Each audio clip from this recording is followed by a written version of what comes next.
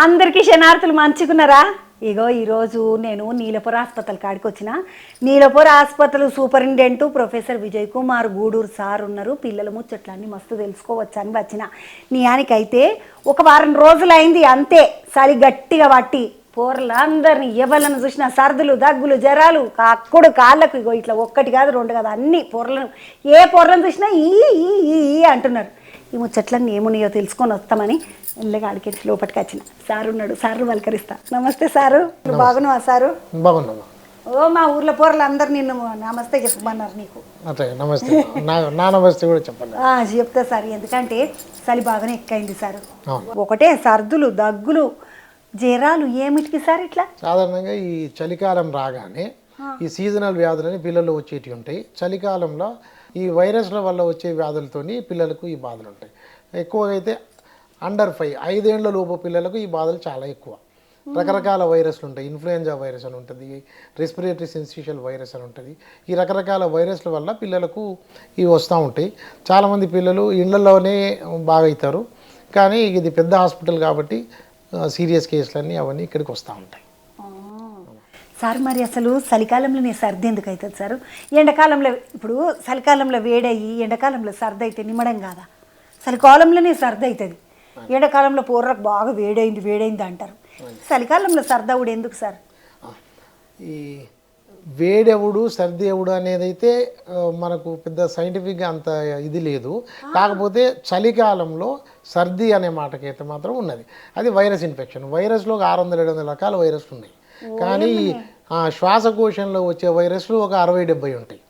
పిల్లల్లో వచ్చే వైరస్లు వేరు, పెద్దవాళ్ళలో వచ్చే వైరస్లు వేరు. సో అట్లాగా ఈ రకరకాల వైరస్లు ఈ చలికాలంలో రావడం వల్ల పిల్లలకి సర్ది, జలుబు, దగ్గు, రొంప ఇటువంటివన్నీ వస్తాయి. చాలామంది పిల్లల్లో ఈ సర్ది, రొంప ఇవన్నీ కొంచెం జ్వరం వస్తే వస్తుంది. ఒక 3 నుంచి 5 రోజులలో మామూలు మందులు ఇస్తేనే మంచిగా అవుతారు. కానీ చాలామంది ఒక 100లో ఒక 80-85% మంచిగా అవుతారు. కానీ ఒక 10-15% కాంప్లికేషన్స్ వచ్చి వాళ్ళని అడ్మిట్ చేసి ఇంకా రకరకాల ట్రీట్మెంట్ ఇవ్వాల్సి వస్తుంది. ఓ ఏమో సార్, ఇట్లా పూరలకు సర్ది దగ్గులు జ్వరాలు వస్తుంటాయి కదా సార్, తల్లిదండ్రులు ఎట్లా జాగ్రత్త తీసుకోవాలి? ఇప్పుడు పిల్లల్లో వచ్చే జబ్బులల్లో ఈ శ్వాసకోశం సంబంధించి వచ్చే బాధలు ఒకటి, వాంతులు విరేచనాలు ఒకటి. అయితే ఎక్కువ అన్నిటికంటే అండర్ 5 మోర్టాలిటీ అంటాం.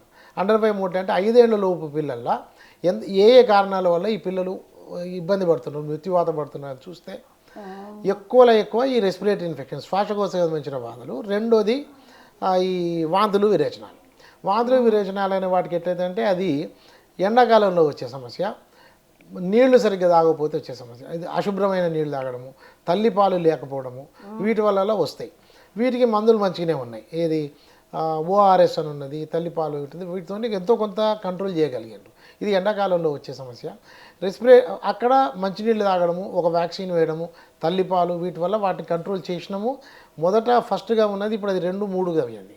కానీ ఈ శ్వాసకోశం సంబంధించిన ఏంటంటే గాలితో వచ్చేటి.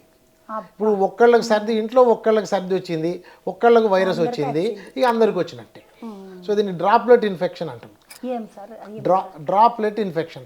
ఇప్పుడు పెద్దలకు ఒకళ్ళకి ఇన్ఫెక్షన్ వచ్చింది, ఈ ఇన్ఫ్లుయెంజా అనుకోండి, రొంప సర్ది ఇన్ఫ్లుయెంజా అంటాం దీన్ని. ఇది ఒకళ్ళకి ఇంట్లో వస్తే వాళ్ళు దగ్గినరంటే దాని ద్వారా అందరికీ వస్తుంది. చాలా ముసలి వాళ్ళకి, చాలా చిన్న పిల్లలకి దీనివల్ల ఇబ్బంది ఎక్కువ. ఓ రామచంద్ర, సరే ఇక తల్లిదండ్రులు మరి జాగ్రత్తగా తీసుకున్నాడు ఎట్లా? ఫస్ట్ పాయింట్, పిల్లలకి ఇమ్యూనిటీ పెంచడము. ఫస్ట్ 6 నెలలు తల్లిపాలు మాత్రమే ఉన్న పిల్లలు, వాళ్ళల్లో 10-12% అసలు ఇవి రానే రావు. అవతల పాలు తాగే పిల్లల్లో ఈ డబ్బా పాలు, తల్లిపాలు కొన్ని, డబ్బా పాలు కొన్ని తాగే పిల్లల్లో ఈ శ్వాసకోశానికి సంబంధించిన ఇబ్బందులు, ఈ దగ్గు, రొంప ఇవన్నీ 10-12 రెట్లు ఎక్కువ. అబ్బో, తల్లిపాలు మాత్రమే ఒక 6 నెలలు తాగి ఆ తర్వాత కూడా తల్లిపాలు కంటిన్యూ చేస్తా వేరే కరెక్ట్గా తీసుకునే ఆహారం ఇస్తే కనుక అది ఒకటి ఫస్ట్ పాయింట్. అది ఏది తల్లిపాలు 6 నెలలు. తల్లిపాలు తాగని పిల్లలు, డబ్బా పాల పిల్లల్లో 10-12 రెట్లు. అంటే తల్లిపాలు తాగిన పిల్లలు ఒక్కనికి వస్తే అదే అవతల పాలు తాగే పిల్లలు 12 మంది పిల్లలకు వస్తుంది. ఇది లెక్క. ఒక్కటికి 12. అది. సో తల్లిపాలు అనేది చాలా ఇంపార్టెంట్. తర్వాత రెండోది ఎట్లా చేయొచ్చు అంటే రకరకాల వ్యాక్సిన్లు ఉన్నాయి. ఇప్పుడు గవర్నమెంట్లోనే అన్ని వ్యాక్సిన్లు దొరుకుతాయి, ఒక్కటి రెండు ఉండయి, అవి ఇది ఉంటుంది. అట్లా ఇప్పుడు డిపిటీ అని ఉన్నది, ఇప్పుడు పెంటావ్యాక్ అంటాం. డిపిటీ అన్న వ్యాక్సిన్లో మీజిల్స్, మమ్స్ వ్యాక్సిన్, ఈ వ్యాక్సిన్లు అన్నీ తీసుకోవాలి.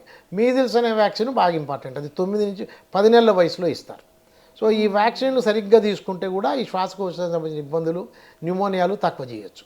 ఒకటి తల్లిపాలు, రెండు ఇది టీకాలన్నీ వేయడము, వీటి ద్వారా చాలా మట్టుకు తక్కువ చేయొచ్చు. అట్లా కాకుండా కూడా కొన్ని వైరస్లు ఉంటాయి, అవి అంత బలిమి చేయవి. అవి వచ్చినా కూడా 3-5 రోజులలో చిన్న చిన్న మందులతోనే ఇంట్లోనే చాలా వరకు ట్రీట్మెంట్ ఇవ్వవచ్చు.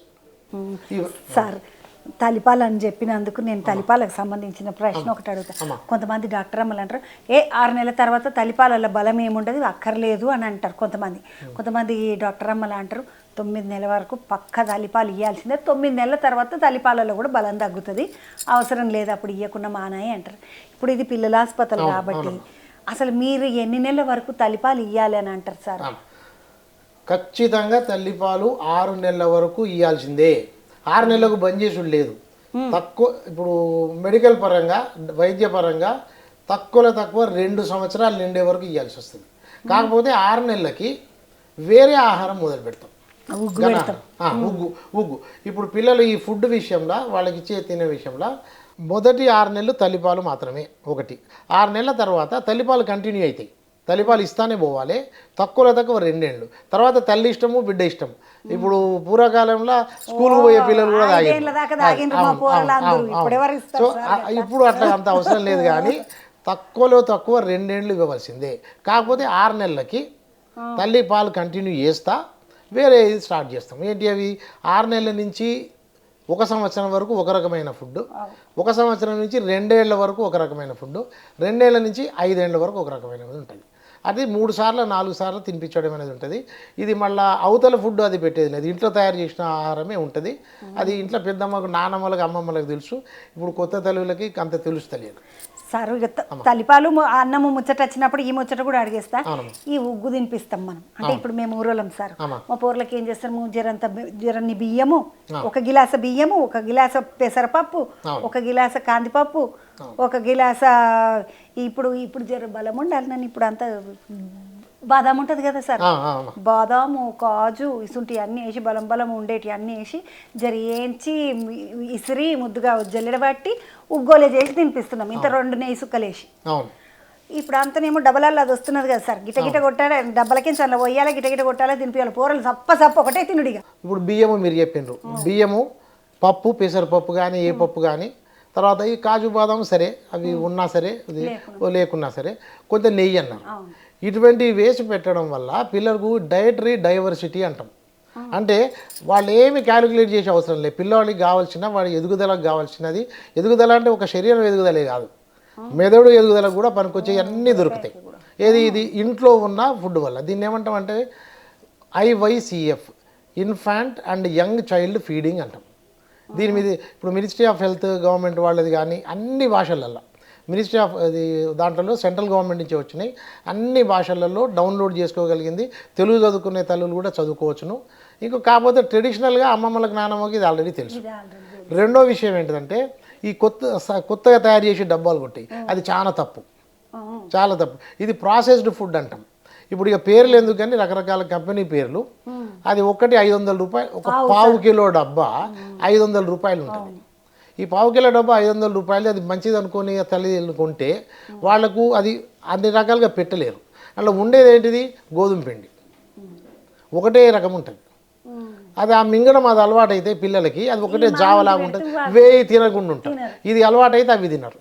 సో ఇంట్లో తయారు చేసిన ఫుడ్, బియ్యము, ఒక పప్పు, తర్వాత ఇంత నెయ్యి, నూనె ఏదైనా సరే, కొంత ఏదైనా ఉంటే ఈ ఆకుకూరలు ఏదన్నా కొంచెం కలుపుతాం. సో ఈ 4 రకాల ఏ ఫుడ్ ఎన్నిసార్లు పెట్టినా ఈ 4 రకాల ఫుడ్స్ కనుక ఉంటే పిల్లలకి అన్ని రకాలుగా చూసుకున్నట్టే, ఒక మంచి డైటీషియన్ చూసినట్టే. చూసిండ్రా, ఆ డబ్బలు ఈ డబ్బలు అని తెచ్చి పెట్టి పైసలు వాళ్ళ నెత్తి మీద డబ్బలు చాలా తప్పమ్మా. ఇక మంచిగా ఇంట్లో ఉగ్గు చేసి పొరలకు ముద్దుగా తినబెడితే, ఇంత ముత్తిమాంత ఉప్పు వేసి నెయ్యి వేసి తినబెడితే లెట్ట తింటారు పొరలు. మా పొరలందరూ అట్లనే తిన్నారు సార్. నాకు కూడా చిన్నప్పుడు ఉగ్గే పెట్టినరంట, అప్పుడు లేవు కదా సార్, నేను పుట్టినప్పుడు ఈ డబ్బలు గిబ్బలు ఏం లేవు. డబ్బులు పాల డబ్బాలు ఉండేనంట కానీ ఈ డబ్బాలు లేవు, తినబెట్టే డబ్బాలు లేవు. తినబడే డబ్బులు చాలా తప్పు అది. దాన్ని ప్రాసెస్డ్ ఫుడ్ అంటారు. దాంట్లో చిన్నప్పుడు ఇదే కాకుండా తర్వాత కూడా రకరకాల జబ్బులు వస్తాయి. డయాబెటీస్ ఇటువంటి పిల్లలకు ఊబగాయం అవుతుంది.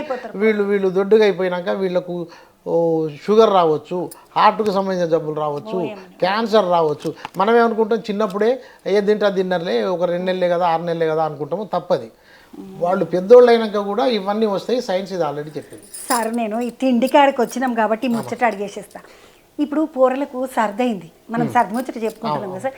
సర్ది అయినప్పుడు సంత్రపండు పెట్టొద్దు, సర్ది అది సర్ది ఇది సర్ది, సంత్ర జ్యూస్ ఇది తాగిపియద్దు, ఇట్లా జ్యూసులు చేసి తాగిపిస్తాం కదా సార్. కూరలకు బత్తాయి జ్యూస్ అని సంత్ర జ్యూస్ అని జ్యూస్ చేసి తాగిపియద్దు, సంత్రపండు తినబెట్టొద్దు అంటారు. ఇది నియమేనా? పండ్లతోని సర్ది రాదు. సర్ది అనేది అయితే వైరస్ ఇన్ఫెక్షను, లేకపోతే ఎలర్జీ అన్నమాట. ఇప్పుడు మాట్లాడుకునేది వద్దు.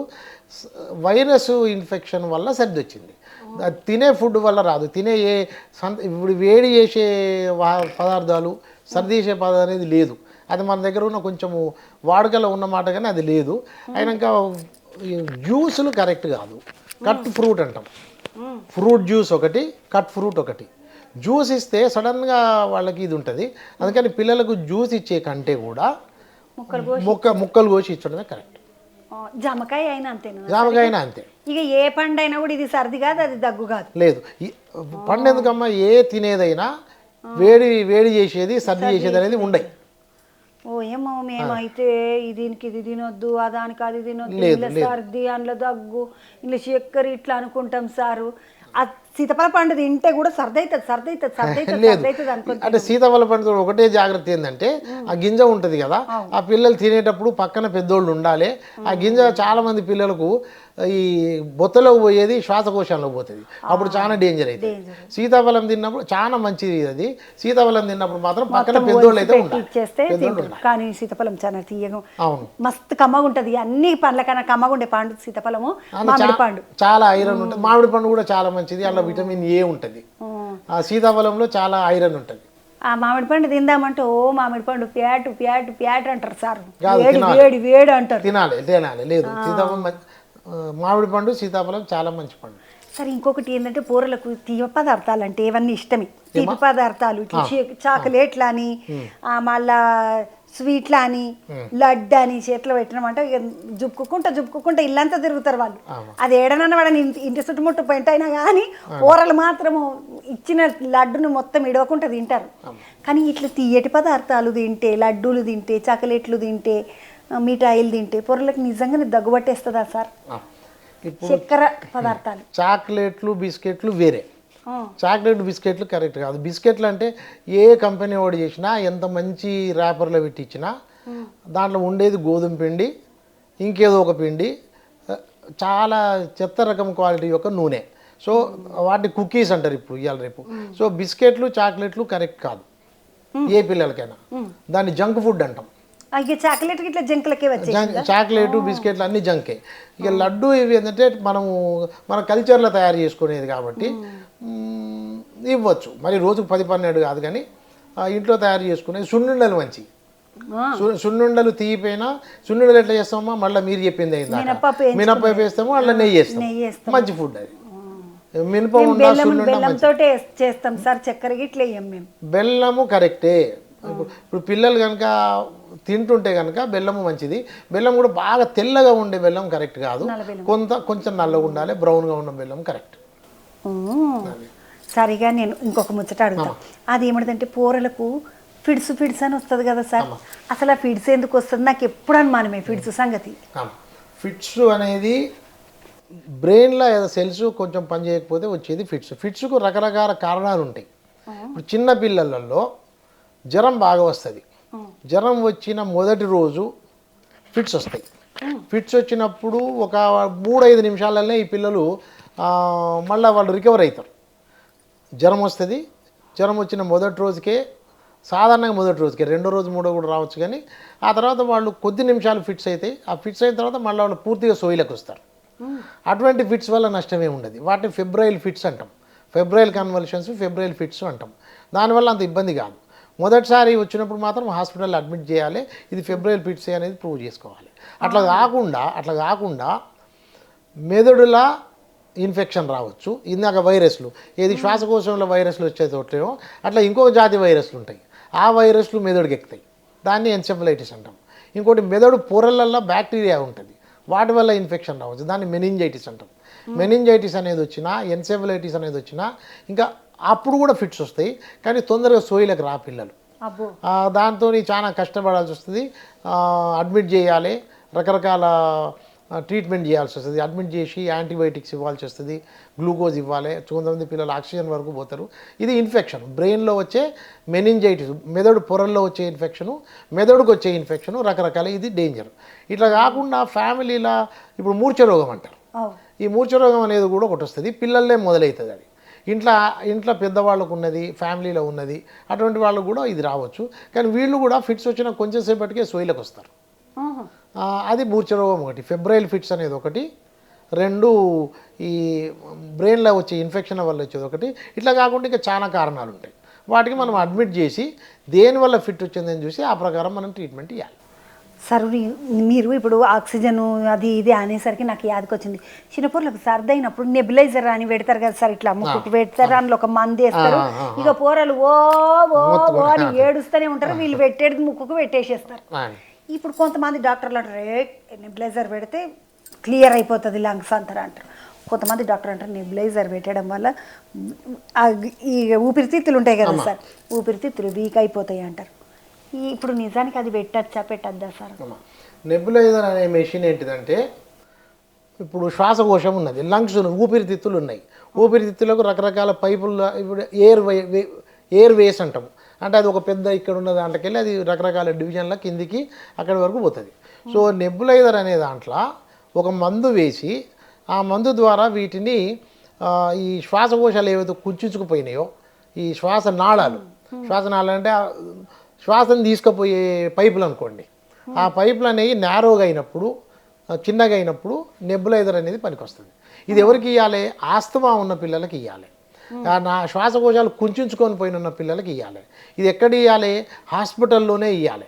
పెద్ద హాస్పిటల్ చిన్న హాస్పిటల్ అని కాదు, ఖచ్చితంగా అడ్మిట్ చేసి కానీ అబ్జర్వేషన్లో పెట్టి కానీ ఖచ్చితంగా హాస్పిటల్లోనే ఇవ్వాలి. అవసరమైనప్పుడు నెబులైజర్ వెంబడి పక్కనే ఇంకొక పోర్టు పెట్టి ఆక్సిజన్తో ఇవ్వాలి. నెబులైజర్ అనేది కొనుక్కొని ఇంట్లో పెట్టుకోవడం అనేది చాలా తప్పు, ప్రమాదకరము. నెబులైజర్ అనే పరికరము అసలు కొనకూడదు, డాక్టర్లు రాయరు, రాసినా కూడా కొనకూడదు. నెబులైజర్ అనేది ఇంట్లో పెట్టడానికి వీల్లేదు, దానివల్ల నష్టాలు చాలా ఉన్నాయి. అబ్బో, ఇది చాలా మంది కొనుక్కున్నాడు, ఇంట్లో పెట్టుకున్నాడు, అట్లా మందు పోసుకున్నాడు, గాలి చాలా తప్పు అన్నది, చాలా తప్పు. అది దానివల్ల నష్టాలు ఎక్కువ, లాభాలు లేవు. మా ఊళ్ళో ఒక 250 ఉండొచ్చు సార్. అన్ని తీసుకుపోయి ఎవరింట్లో చూడు, మా పిల్లలకు నెబులైజర్ ఉన్నదా, మీ పిల్లలు నెబులైజర్ ఉన్నదా, అమ్మ సర్దైందంటే లేచుడు గాలి పీల్చుకున్నాడు. చాలా తప్పది. మీరేం చేయాలి, మీ ఊర్లో పోయి ఒక మీటింగ్ పెట్టాలి, పంచాయతీ పెట్టాలి, నెబులైజర్ తీసి పోయి బయట వారేయాలి. విన్నరా? నెబులైజర్ నువ్వు కొన్నవా నీ పిల్లలకి, చిన్న పిల్లలు ఉన్నారంటే ఇంట్లో నెబులైజర్ ఉండాలంటారు. వచ్చినేమో చిన్న పిల్లలు ఉన్నారంటే ఇంట్లో ఒక తాత ఉండాలి, పొరలను చూసుకుంటూ ఉండాలి ఎప్పటికన్నట్టుగా. నెబులైజర్ ఉన్నాడా అంటే ఇక ఈ పిల్లలు ఉన్నారంటే. నెబులైజర్ అనేది ఆస్తమా వచ్చిన పిల్లలకు మాత్రమే, శ్వాసకోశాలు శ్వాసనాళాలు కుంచుకున్న పిల్లలకు మాత్రమే, అది హాస్పిటల్లోనే ఇవ్వాల్సిన పరికరము. సార్ మరి ఇప్పుడు ఈ దగ్గుమందుల గురించి బాగానే మొన్నటిది ఒక లొల్లి నడిచింది సార్, కేసులు అన్నారు, కోట అన్నారు, అదన్నారు, ఇదన్నారు. అసలు ఈ దగ్గుమందులు పొరలకు ఏ దగ్గుమందులు ఇస్తే మంచిది, ఏ దగ్గుమందులు నువ్వు ఆపేసేయాలి? ఇప్పుడు మీతో పిల్లలు వచ్చేటోళ్ళు అంత సర్దులు దగ్గులతో వస్తారు కదా సార్, మరి మీరు ఏమి ఇస్తున్నారు? నేను ఎప్పుడు అడుగుదాం అనుకుంటాను, నిలపర్లు అయితే ఏమి ఇస్తుండొచ్చు తెలుసుకుంటే బాగుంటుంది. దగ్గు అనేది రోగం కాదు, శ్వాసనాళాలలో ఊపిరితిత్తులలో వచ్చిన జబ్బు వల్ల దగ్గు వస్తుంది. దీన్ని మనం మెడికల్ భాషలో ఏమంటాము? ప్రొటెక్టివ్ రిఫ్లెక్స్ అంటాం. ఇప్పుడు ఇది కఫము, ఇది తీసేసే దానికోసం పనికొచ్చేది దగ్గు, కాఫ్ రిఫ్లెక్స్. సో ఈ దగ్గు దాన్ని మనం ఆపు చేయొద్దు అసలు. 2 ఏళ్ల లోపు పిల్లలకు ఏ దగ్గు మందు ఇవ్వడానికి లేదు. హోమ్ రెమెడీస్ అని ఉంటాయి. హోమ్ రెమెడీస్ అంటే ఏంటి? ఇప్పుడు పూర్వకాలం ఈ తులసి నీళ్లు కొంచెం పోసేవాళ్ళు, తేనె తులసి కొంచెం కలిపి, నిమ్మకాయ అల్లము, వేడి నీళ్ళు ఇట్లా మరిగిచ్చేసి వేసేద్దరు సార్. అవునమ్మా దీన్ని అన్నిటినీ హోమ్ రెమెడీస్ అంటారు. మన WHO ఇది వరల్డ్ హెల్త్ ఆర్గనైజేషన్ కూడా చిన్న పిల్లల దగ్గు కోసము ఈ హోమ్ రెమెడీస్ను ఒప్పుకున్నది. ఈ హోమ్ రెమెడీస్ వల్ల చాలా రిలీఫ్ ఉంటుంది. కాఫ్ సిరప్స్ బాగా కొన్ని జబ్బులలో ఏమైతే ఈ వైరస్లే వాటి వల్ల ఏమవుతుంది ఇక గంటలు గంటలు దగ్గుతారు పిల్లలు. వీటిని ఏమంటాము తెమడ రాదు, అటువంటి దాన్ని ఏమంటాం అంటే డ్రై ఇరిటెంట్ కాఫ్ అంటాం. వాడు నిద్ర కూడా పోలేని పరిస్థితి ఉంటుంది. అటువంటప్పుడు ఖచ్చితంగా డాక్టర్ రాసిన కాఫ్ సిరపే ఓ 3 రోజులు 5 రోజులు వాడాలి. అంతేగాని మెడికల్ షాప్లోకి పోయి తీసుకొచ్చి ఇష్టం ఉన్నట్టు మందులు వేయడానికి వీల్లేదు. ఇప్పుడు మార్కెట్లో కూడా చాలా మందులలో దగ్గు మందు అంటే అది ఒక మందు కాదు, దాంట్లో చాలా వాటిలో 4 నుంచి 5-6 రకాల కలిసి ఉంటాయి. అందులో దేనితోని ఏం సైడ్ ఎఫెక్ట్ ఉంటుందో తెలియదు. దగ్గు మందులు అన్నిటితోని డైరెక్ట్గా మెదడుకు, గుండె వేగం పెంచేటి ఇవన్నీ చాలా ఉన్నాయి. దగ్గు మందులు ఖచ్చితంగా ఒక 10 మందికి దగ్గు ఉంటే 2కో 3కో అవసరం పడుతుంది. అది కూడా డాక్టర్ రాసిన దగ్గు మందే తీసుకోవాలి. దాంట్లో ఏంటంటే CPM అని ఒక మందు ఉంటుంది, సెట్రిజిన్ అని ఒక మందు ఉంటుంది. 1, 2 ఉన్నదే వాడాలి. 5-6 రకాల కలిపి ఉన్న మిక్చర్ మాత్రం అస్సలు వాడొద్దు. వాటితో నష్టం ఎక్కువ, లాభం కాదు. సారు ఇప్పుడు పోరలు ఉన్నారు, చిన్న పోరలు ఉన్నారు అంటే ఒక దూకుడు చేసుకుంటారు ఇట్లా. పిల్లల మందులు, పిల్లల నెబులైజరు, పిల్లలకు సంబంధించిన వస్తువులు, ఓ గూడే ఉంటుంది సార్ పోరల మందులు. అది P125 కాడికెళ్ళి షురు చేసి ఇక ఓ మస్తు మందులు. దగ్గస్తే మందు, మోషన్స్కు మందు, సర్దైతే మందు, జ్వరం పట్టిందంటే మందు, మొత్తం అన్ని ఇంట్లోనే ఉంటాయి. పిల్లలకు కావాల్సిన మందులు 2-3. పిల్లలకి ఏమవుతుంది దగ్గు మందులు అయితే లేవండ్లా. వాళ్ళ పిల్లలకు మనం చూసుకోవాల్సింది ఏంటంటే తిండే, తల్లిపాలు, ఆ తర్వాత కరెక్ట్ తిండి తింటే ఈ ఇన్ఫెక్షన్లు నేను ఇందాక చెప్పిన కదా 12 రెట్లు తక్కువైపోతుంది. 1, 2 బాగా జ్వరం వస్తే ఈ పారాసిటమాల్ అన్న మందు వేయచ్చు. అది కూడా ఎంత ఒక పిల్లడు మిగతా అన్ని బాగానే ఉన్నాయి, మధ్యలో జ్వరం తగ్గినప్పుడు బాగానే తింటున్నాడు, ఆడుకుంటున్నాడు అనుకుంటే ఒక రోజున్నర ఈ జ్వరం మందు వేసి ఊరుకోవచ్చు. లేదు 2 రోజులల్లో జ్వరం తగ్గకపోతే డాక్టర్ దగ్గరికి పోవాలి. దగ్గు మందు ఇంట్లో పెట్టుకోవద్దు, జ్వరం మందు పెట్టుకోవచ్చు. ఇక ఎప్పుడన్నా డాక్టర్లు ఇప్పుడు జ్వరం తగ్గిన తర్వాత ఇచ్చే ఈ మల్టీవిటమిన్లు అవి ఉంటాయి. అది కూడా ఎప్పుడో ఒకసారి. తిండే ఇంపార్టెంట్, పిల్లలకు తిండి ఇంపార్టెంటు. వ్యాక్సిన్లు అన్నీ కరెక్ట్గా తీసుకోవాలి, టీకాలన్నీ సరిగ్గా తీసుకోవాలి. గవర్నమెంట్లో దొరికే టీకాలన్నీ మంచివి. అట్లా కాకుండా 1, 2 టైఫాయిడ్ అనేది ఇంకొక రకం టీకా ఉండదు, అది ప్రైవేట్లో తీసుకున్నా సరే. గవర్నమెంట్లో దొరికే ప్రతి టీకా తీసుకోవాలి పిల్లలు. తిండి, టీకాలు, దగ్గులు రావు, మోషన్స్ రావు. సార్ నీలపర్ల ఏమి ఇస్తారు మరి దగ్గుకైతే ఏమి ఇస్తారు మీరు? దగ్గు మందు అనేది చాలా తక్కువ. ఇప్పుడు నీలపర్లో వచ్చే వరకు బాగా సీరియస్గా ఉన్న కేసులే, అడ్మిట్ చేసే కేసులే అడ్మిట్ చేస్తాం. ఈ అడ్మిట్ చేసిన కేసులను అడ్మిట్ చేసుకొని కొందరికి ఆక్సిజన్ ఇవ్వాల్సి వస్తుంది, కొందరికి ఆక్సిజన్ కాకుండా వేరే చిన్న మిషన్ ఉంటుంది. చిన్న మిషన్, పెద్ద మిషన్ అంటారు మన దగ్గర. ఏంటంటే HFNC, CPAP అని ఒక 2 మిషన్లు ఉంటాయి. ఆ 2 మిషన్ ముందు ఆక్సిజన్, ఈ మాస్క్తో ఆక్సిజన్ ఇచ్చేది ఒకటి. ఈ చిన్న మెషిన్ అంటే ఈ CPAP, HFNC అది ముక్కులో పెట్టి ఇట్లాగ ఇస్తారు, అది వస్తుంది. లేదు ఇక బాగా సీరియస్ అయ్యి ప్రాణాపాయ పరిస్థితి వచ్చిన పరిస్థితిలో వెంటిలేటర్ అనేది ఇస్తాం. ఇది 3 రకాలుగా ఇది నీలోఫర్లో జరిగేది. అది ప్రపంచంలో ఎక్కడైనా ఏ పెద్ద హాస్పిటల్ అయినా జరిగేది ఇది. ఏది రెస్పిరేటరీ సపోర్ట్ అంటాం దీన్ని. ఇట్లా కాకుండా న్యూమోనియా అయితే ఎక్స్రే తీస్తాము. న్యూమోనియా అవుతుంది. న్యూమోనియా అయితే యాంటీబయాటిక్స్ గట్టిగా ఇస్తాము. లేదు కొంచెం వైరస్లలో 1-2 ఉంటే 2-3 రకాల వైరస్లకు ఇచ్చే మందులు ఇస్తాము. సో సాధారణంగా ఇట్లా నీలోఫర్లో కూడా అడ్మిట్ చేసిన పిల్లల్లో ఒక 10 మందిలో 6 అంటే ఒక 60% పిల్లలు 2-3 రోజులలో మంచిగా అవుతారు. ఆ ఎమర్జెన్సీ రూమ్లో మంచిగా అయిన ఈ పిల్లల్ని మళ్ళీ వేరే వార్డులో పంపిస్తాము, వాళ్ళని ఇంకొకరు 1-2 రోజుల నుంచి పంపిస్తాము. అట్లా కాకుండా బాగా సీరియస్గా అయ్యే పిల్లలు కూడా ఉంటారు. అప్పుడప్పుడు ఇక మనం ఎంత ప్రయత్నం చేసినా ఇదే పిల్లలు ఉంటారు. రెస్పిరేటరీ ఇన్ఫెక్షన్స్ అనేవి ఎప్పుడప్పుడు సీరియస్ అవుతాయి.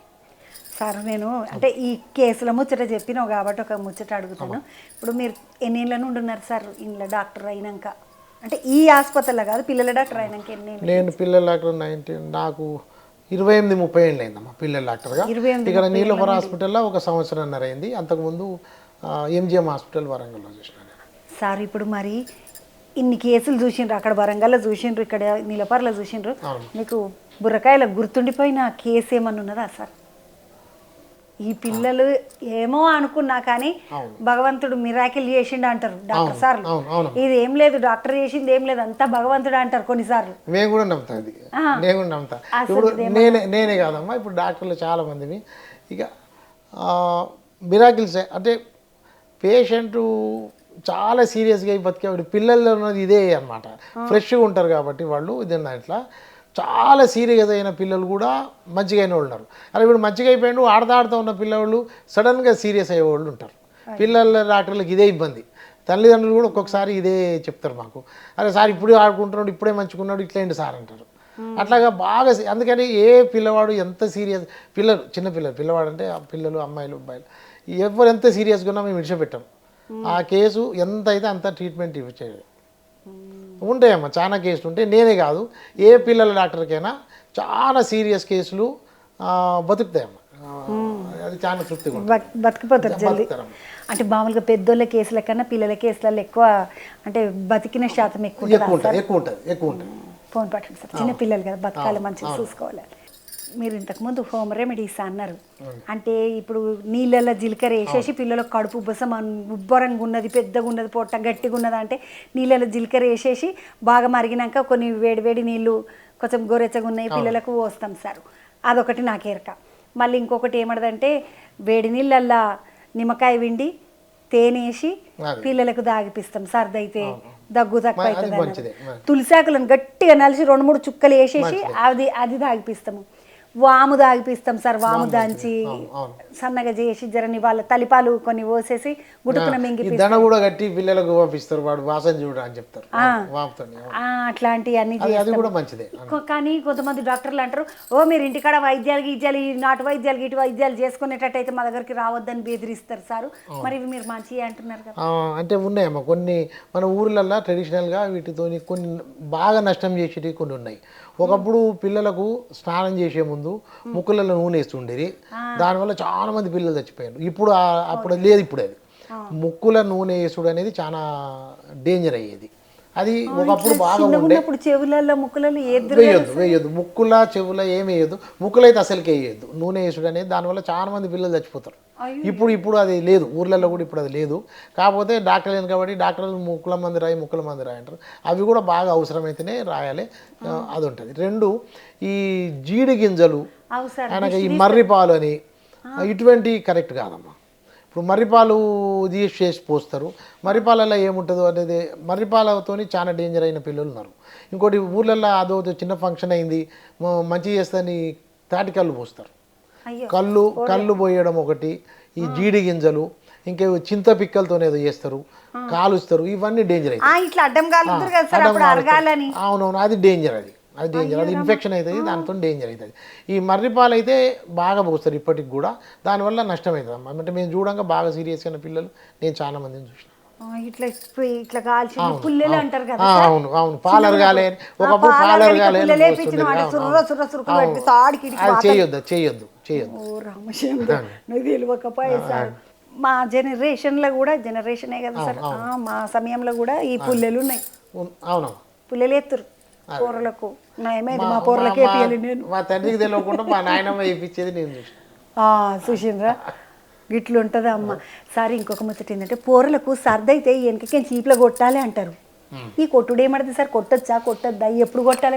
కొట్టేటట్టు అయితే ఇప్పుడు పిల్లలకి ఏమైందంటే ఈ ముక్కు కంజెషన్ అంటాం దాన్ని. ఏదంటే ఈ ముక్కు దిబ్బడ పట్టుడు కంజెషన్, ముక్కు దిబ్బడ పడుతుంది, శ్వాస సరిగా రాదు. అటువంటి టైంలో లేదు, ఛాతీలో కొంచెం కఫం ఇట్లా చేరుకున్న టైంలో దబా కొట్టడం అయితే కరెక్ట్ కాదు. ఎప్పుడైనా సరే పిల్లలు ఇట్లాగా శ్వాస తీసుకోవడానికి ఇబ్బంది పడతారు. ఇట్లా భుజాన వేసుకొని ఇట్లా మెల్లగా ట్యాప్ చేయడం అంటాం.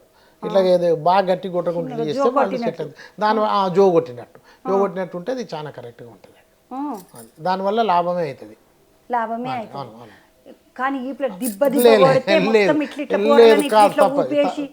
తప్పది చేయకూడదు నష్టం.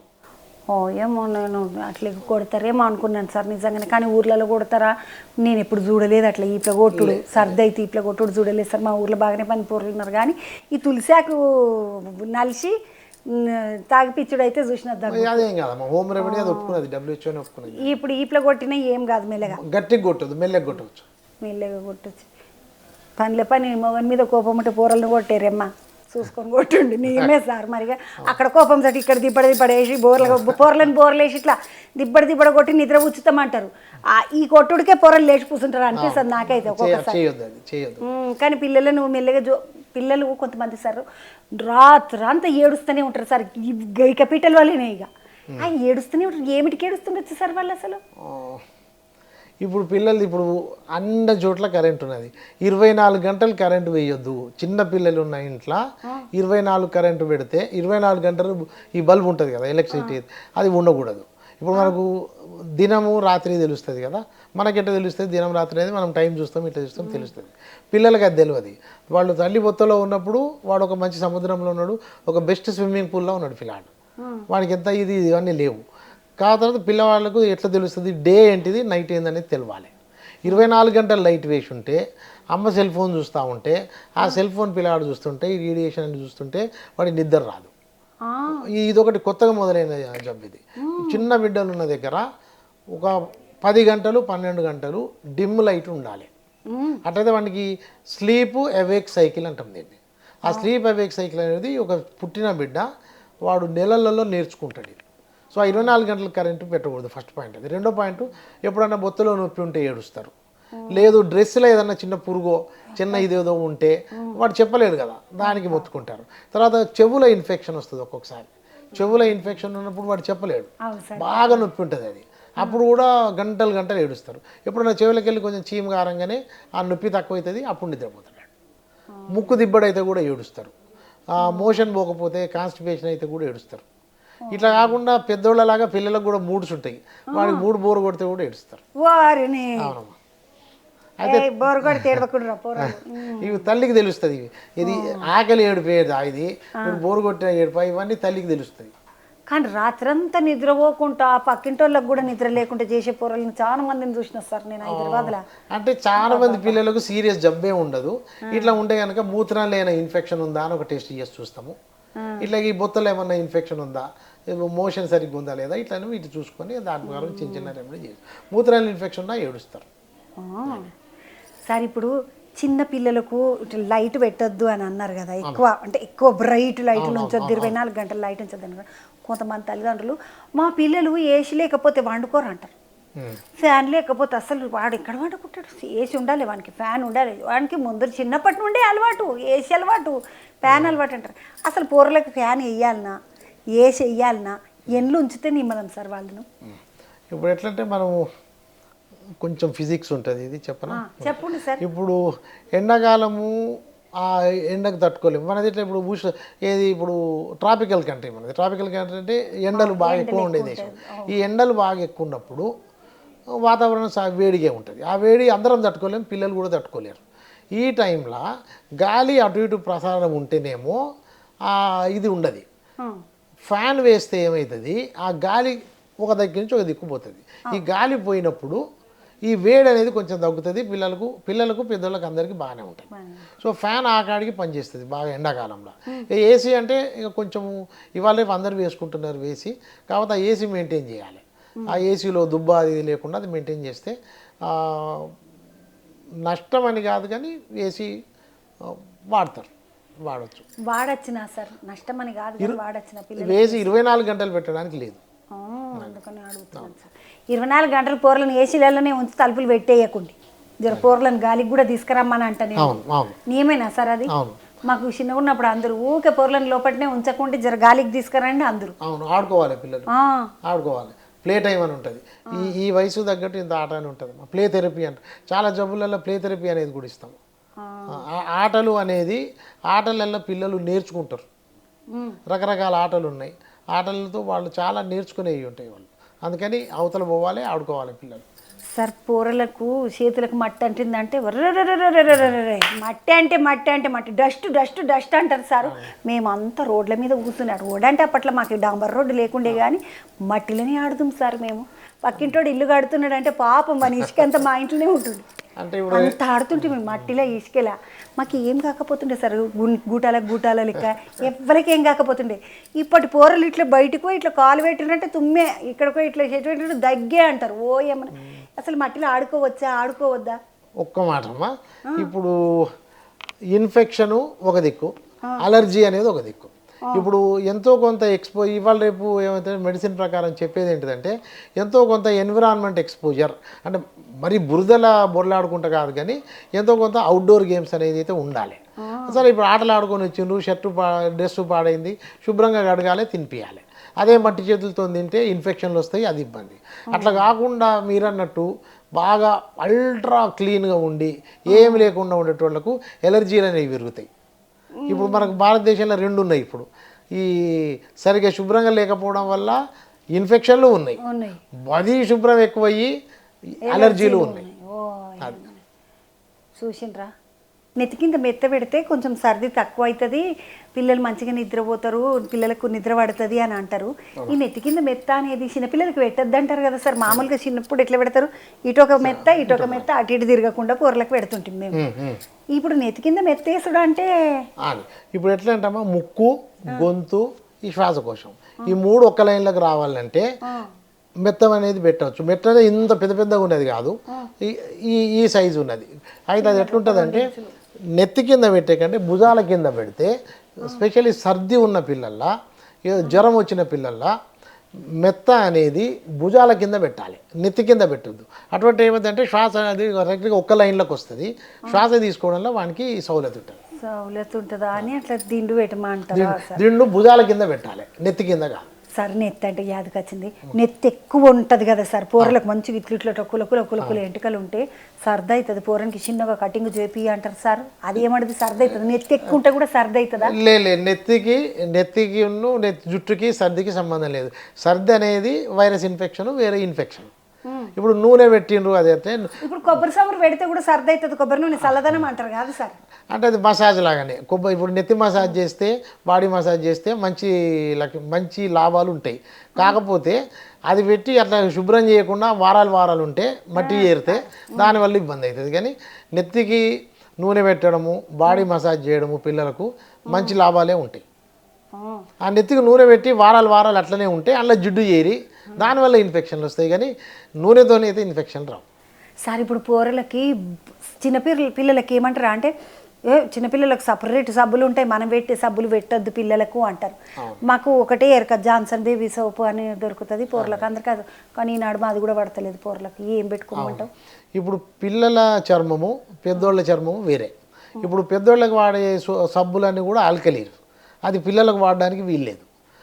ఒకప్పుడు ఏం చేస్తుండే, సున్నిపిండి అని చేస్తుండేది ఇళ్ళల్లో. ఆ సున్నిపిండి అనేది అన్నిటికంటే మంచిది.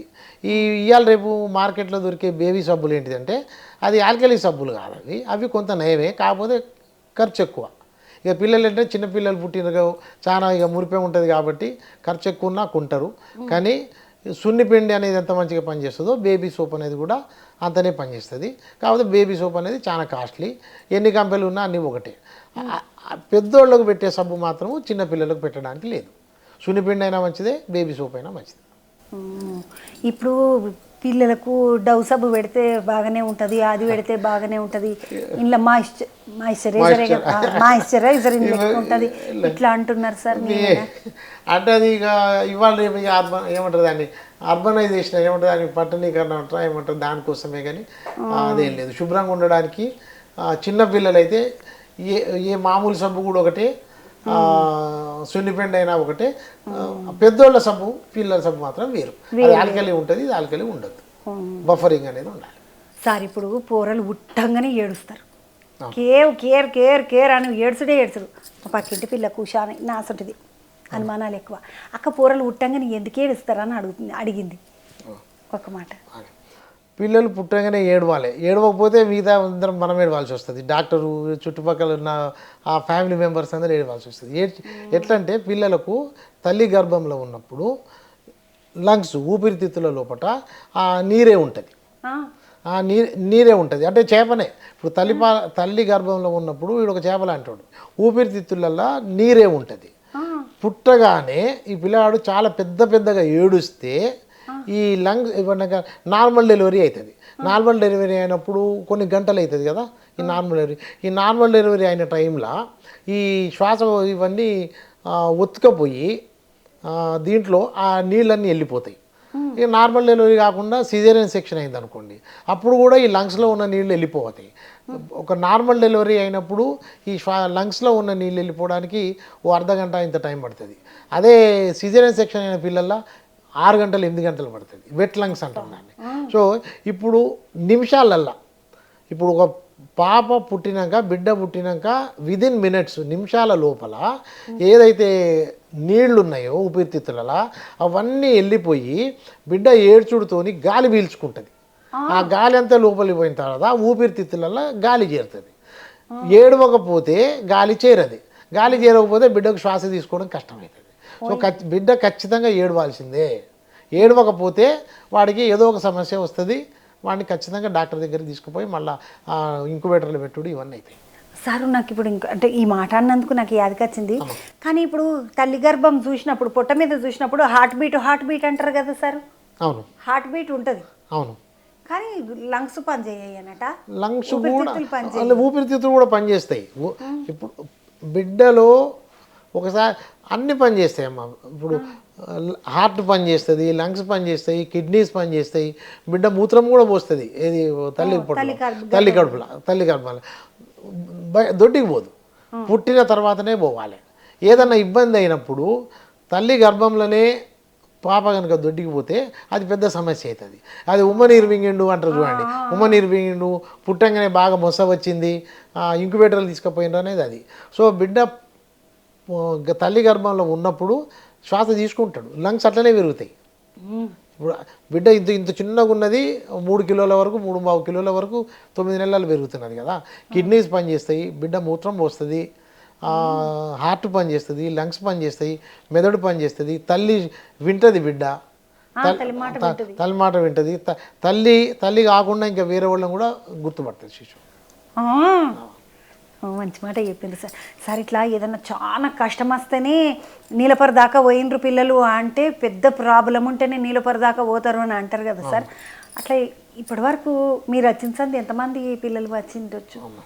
నీలోఫర్ హాస్పిటల్ ఇప్పుడు మనకు భారతదేశంలోనే చాలా పెద్ద హాస్పిటల్ పిల్లల గురించి మాత్రము. నాకు తెలిసి ఇక్కడ జరిగే చాలా స్పెషల్ కేసులు ఏమిటంటే ఎక్కడ డయాగ్నోసిస్ దొరకక, అంటే ఇది ఏం జబ్బు, ఇది ఎందుకున్నది అని దొరకక, ఇప్పుడు కొన్ని జన్యుపరమైన రోగాలు ఉంటాయి, జెనెటిక్ డిసీజెస్ అంటాం, అటువంటి చాలా అరుదైన జబ్బులు. ఈ జబ్బులకి మాత్రం ఇక్కడ చాలా ఇది అవుతుంది. ఎక్కడ చూడని కేసులు ఇక్కడ డయాగ్నోసిస్ అవుతాయి. వీటేమంటే ఒకటి కన్సార్షియం ఆఫ్ రేర్ డిసీజెస్ అని ఒకటి ఉన్నది మనకు భారతదేశంలో. ఇప్పుడు కొన్ని టెస్టులు మన దగ్గర అవుతాయి, అంటే రొటీన్గా చేసే టెస్టులు కాదు, చాలా స్పెషల్ టెస్టులు చేసేది ఉంటుంది. మనకి ఇప్పుడు నిమ్స్ హాస్పిటల్తో కూడా మనకు ఒక నెట్వర్కింగ్ ఉన్నది, ఒడంబడికి ఉన్నది. సో ఇక్కడి కేసులు అవసరమైన వాళ్ళు వాళ్ళతో మాట్లాడతాము. చాలా రేర్ అంటే రేర్, చాలా అరుదైన జబ్బులు కూడా నీలోఫర్ హాస్పిటల్లో డయాగ్నోసిస్ అవుతాయి. ఒక 100-120 వెంటిలేటర్లు ఉన్నాయి ఇక్కడ.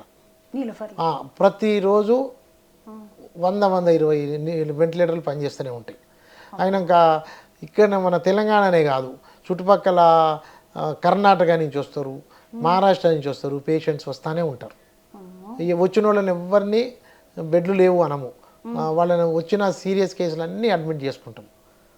ఇట్లాగే రేర్ కేసులు చూడడము, చాలా సీరియస్ కేసులు రావడము. చాలా పెద్ద హాస్పిటల్ అమ్మా. ఒక నంబర్ అడిగితే ఎంత చెప్పొచ్చు సార్? ఏమా నంబర్ అడిగితే మీరు జాయిన్ అయినప్పటికించి ఒక 7.5 ఇప్పటి వరకు ఎన్ని జాయినింగ్స్ ఉండొచ్చు? ఓపీ అంటే వచ్చి మందులు రాయించుకొని ఇంటికి పోయేటోళ్ళు ఒక పిల్లలు మాత్రమే చెప్తున్నా, వేరే డిపార్ట్మెంట్స్ కాదు. ఒక 1200-1300 కేసులు వస్తాయి. ఈ సీజన్ టైంలో 1800 వరకు కూడా వస్తాయి రోజుకు. ఓపీలు అంటే చూపించుకొని పోయేటోళ్ళు. అట్లా కాకుండా అడ్మిట్ చేసే కేసులు ఒక 1000 ఉంటాయమ్మా. ఇప్పుడు ఎదురుంగ బిల్డింగ్లో బాగా సీరియస్ కేసులు అడ్మిట్ చేస్తాము. కొంచెం బిడ్డలు మంచిగా అయిన తర్వాత, స్టేబుల్ అయిన తర్వాత ఇక్కడ వార్డులలోకి వస్తారు. ఇట్లా కాకుండా పీడియాట్రిక్ సర్జరీ అనేది ఒకటి ఉన్నది. చిన్న బిడ్డలకు పుట్టుకతోనే ఆపరేషన్ అయ్యే కేసులు, ఇటువంటి కేసులు కూడా చాలా పెద్ద డిపార్ట్మెంట్ ఉన్నది ఇక్కడ. అక్కడ కూడా ఆపరేషన్లు అవుతాయి. ఎక్కడెక్కడి నుంచో కేసులు వస్తారు, మంచిగా అవుతారు. సార్ నిజంగానే పుట్టుకతోటే పిల్లకు గుండెకు రంధ్రంతో పుట్టిండ్రు అని ఇట్లాంటివి వింటాం కదా సార్. అసలు నిజంగానే ఉంటాయా? ఉంటాయి, చాలా ఉంటాయి. అసలు వాళ్ళకు కూడా ఆపరేషన్ లీడ్ అయితే లేదు. ఇక్కడ మనకు బొత్తకు సంబంధించినవి, లంగ్స్కి సంబంధించినవి, బ్రెయిన్కి సంబంధించినవి ఈ సర్జరీలు అన్నీ అప్పుడే పుట్టిన బిడ్డలకు కూడా చేసేవి అవుతాయి. గుండెలో రంధ్రం ఉన్నాయి, గుండె జబ్బులు మాత్రము ముందు స్టేబుల్ చేయాలి వాళ్ళను. ముందు వాళ్ళని అడ్మిట్ చేసి ఆక్సిజన్ ఇటువంటి అన్ని ఇచ్చి మొస్స అవన్నీ తగ్గించిన తర్వాత అది వేరే మనం నిమ్స్తోని కానీ ఇక్కడ ఉన్న వాటిని అక్కడ జాగ్రత్త. హార్ట్ ఆపరేషన్లు కావు. ఆ, సార్ మీరు అట్లా మొస్సా అనగానే నాకు యాదకి వచ్చింది. మా ఊర్లో ఏం చేస్తారంటే ఇట్లా మొస్సా, దగ్గు, దమ్ము ఇట్లాంటివి వస్తాయి కదా సార్, వస్తే గాడిదపాలు తాగిపిస్తారు. గింత మొత్తం మీ మూత గాడిదపాలకు 150 రూపాయలు, 300, 200 అంటుంటారు సార్. అవును. ఊర్లకు నిజంగా తాగిపియచ్చిన అవి పని చేస్తాయా సార్ గాడిదపాలు? ఆ, ఇప్పుడు ఇందాక మనము అవతలి పాలు, డబ్బా పాలు, తల్లి పాలు అని మాట్లాడుకున్నాం. డబ్బా పాలు తాగేటోళ్ళకు 12 రెట్లు ఎక్కువ జబ్బు అని చెప్పినాం. అట్లాగే ఇప్పుడు బర్రె పాలు, మేక పాలు, ఇట్లాగా పాలు ఇచ్చే వాటిల్లో కాంపోజిషన్ ఉంటుంది. దాంట్లో ప్రోటీను, ఫ్యాటు ఇవన్నీ ఉంటాయి. అయితే గాడిద పాల వల్ల లాభం అనేది ఏముండదు. కాకపోతే తల్లి పాలలో ఏమైతే కంపోజిషన్ ఉన్నదో దానికి దగ్గరగా ఉండేది గాడిద పాలు. మరి అది వాళ్ళకు ఊర్లలో వాళ్ళకి ఎట్లా తెలిసిందో కానీ అట్లా చేస్తారు. కానీ దానివల్ల గొప్ప లాభం అయ్యేది ఏం లేదు. అదే మేక పాలు ఎట్లనో ఈ బర్రె పాలు ఎట్లనో అవి కూడా అట్లనే. అది ఒక మందులాగా వాడడానికి మాత్రం లేదు. గాడిద పాలని ఒక మందులాగా వాడడానికి మాత్రం లేదు. అది నడుస్తున్నది, ఊర్లలో నడుస్తున్నది. గాడిద పాలు అనేది మందు అయితే కాదు. డాక్టర్ సార్ చెప్పిండు. ఈ సారు ప్రొఫెసరు విజయ్ కుమార్ గూడూరు కదా సార్ మీరు. ఈ సారు నీలఫర్ హాస్పిటల్ సూపరింటెండెంట్ కూడా, అంటే పెద్ద డాక్టర్ నీలఫర్ హాస్పిటల్కే సూపరింటెండెంట్ కదా సార్ మీరు. సరే, నాకు అంటే నీలఫర్ ముచ్చట్లు వచ్చినప్పుడు అడుగుదామని ఆగినను. నీలఫర్ హాస్పిటల్లో గీ రోగాలకు చికిత్స నడుస్తుంది అనేది ఏమన్నా ఉన్నదా సార్? ఏ దానికైనా వచ్చుడేనా? పిల్లలు ఏ జబ్బు అయినా వస్తారన్నమాట. అందరికీ ఇస్తాం ట్రీట్మెంట్. బెడ్లు తక్కువ ఉన్నాయి వెళ్ళిపోండి అనే మాట లేనే లేదు. పిల్లలు సీరియస్గా ఉన్నారు, ఖచ్చితంగా అందరినీ అడ్మిట్ చేసుకుంటాము, అందరినీ చూస్తాం, అందరి పిల్లల్ని చూస్తాం. సరే, ఇప్పుడు మామూలుగా సర్ది దగ్గుల కాలం కాబట్టి సర్ది దగ్గు అయితే ఎన్ని రోజులకు తీసుకురావాలి పిల్లలను ఆసుపత్రికి? చిన్న పిల్లలు అయితే 2 ఏళ్లలో పిల్లలు, 5 ఏళ్లలో పిల్లలు ఇట్లా ఉంటుంది. అటువంటి వాళ్ళు అయితే ఎక్కువ ఉండొద్దు, 2 రోజుకి అట్లాగానే వచ్చేయాలి. పిల్లలు పాలు బాగానే తాగుతున్నారు, మధ్యలో బాగానే ఆడుకుంటున్నారు, అటువంటిప్పుడు ఒక రోజున్నర ఆగొచ్చు.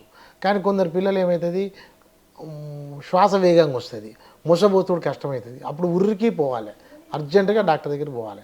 చూద్దాము, సాయంత్రం దాకా చూద్దాము, లేకపోతే భర్త వచ్చే వరకు ఆగి తెల్లారిపోదాము. ఈ ఒక పూట ఏదో యాంటీబయాటిక్ షాప్లో కొనుక్కొచ్చినాము ఇస్తామని ఆగితే కనుక అప్పుడు డేంజర్ అవుతుంది. పిల్లలు శ్వాస తీసుకోవడము వేగంగా తీసుకున్నా, అంటే మొసబోస్తున్నా, ఈ పక్కలు ఎగిరేసిన, పాలు తాగలేకుండా అయినా ఉరికిపోవాలి. అది బాగా డేంజర్స్ అయిన అంటాం వాటిని. అటువంటిప్పుడు మాత్రం అస్సలు లేట్ చేయొద్దు, అదే పూట పోవాలి. సార్, ఇప్పుడు మీరు ఇట్లా పక్కలేకి రేసిన అన్నారు కదా సార్, ఊర్లలో మొగుళ్ళైనవి అంటారు. అవును, మొగుళ్ళు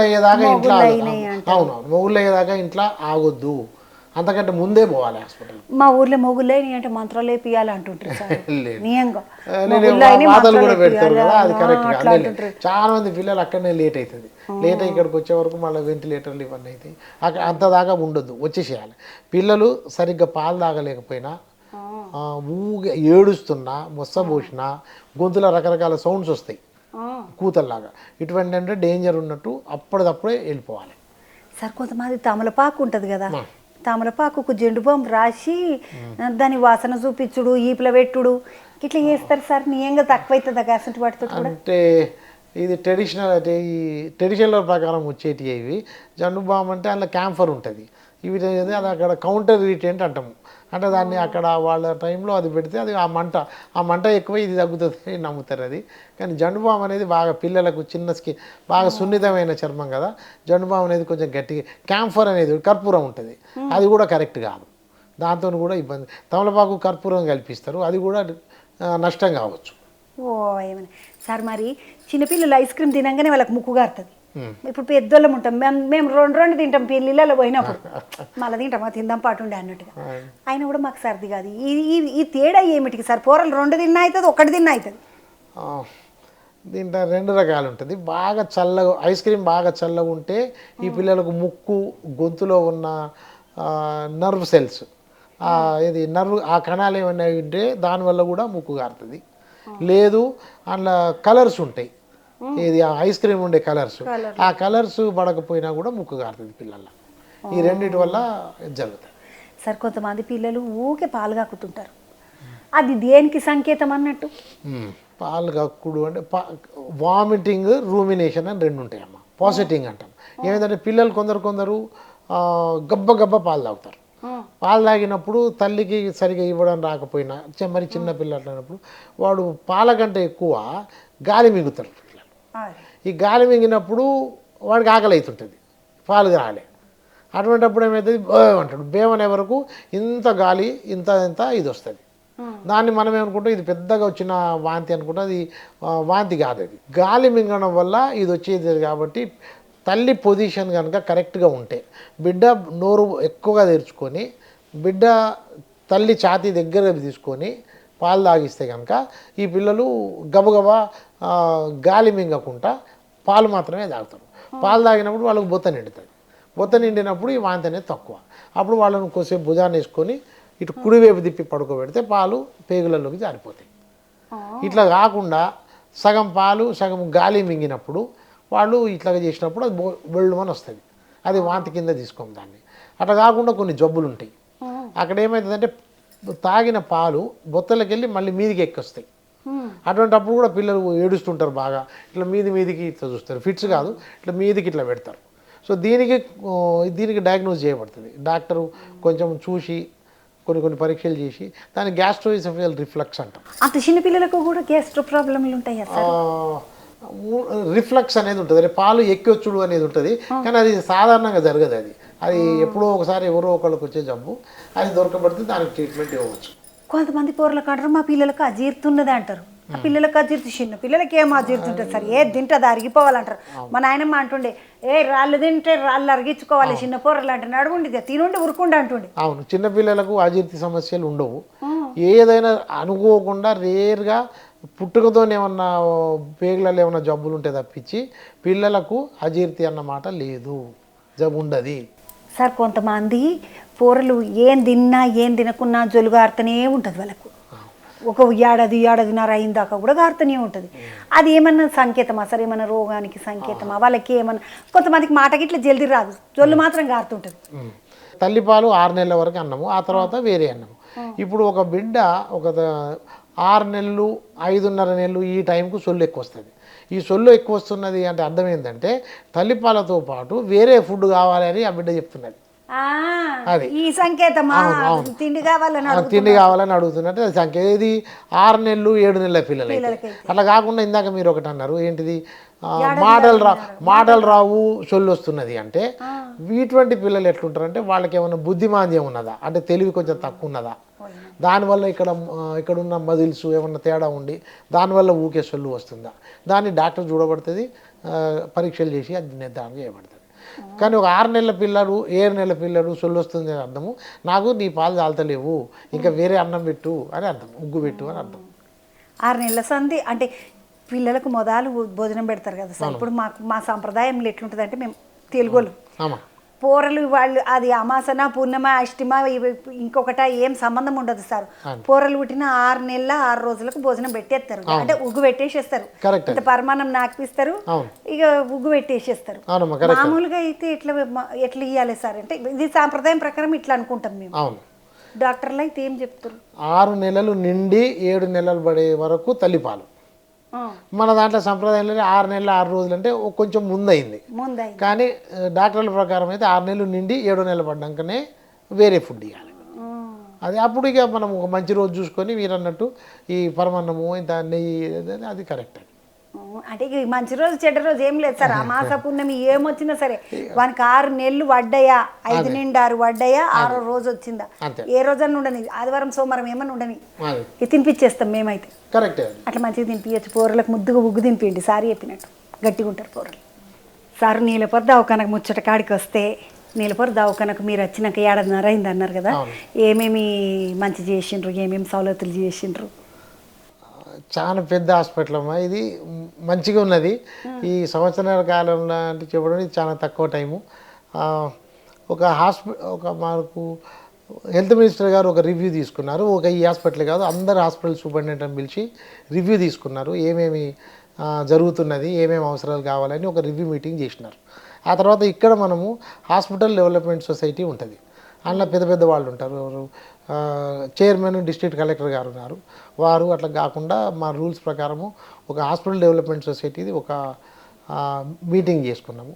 ఆ మీటింగ్ చేసుకున్న తర్వాత మళ్ళీ హెల్త్ మినిస్టర్ గారు ఇక్కడ దామోదర్ రాజనరసింహ గారు పిల్లలు ఇక్కడ పోస్ట్ గ్రాడ్యుయేట్ స్టూడెంట్స్ ఎండి ఎంఎస్ చదువుకునే పిల్లలు సంవత్సరానికి 60 అంటే 3 సంవత్సరాలు అంటే ఇక్కడ 220 మంది పోస్ట్ గ్రాడ్యుయేట్ స్టూడెంట్స్ చదువుతూ ఉన్నారు.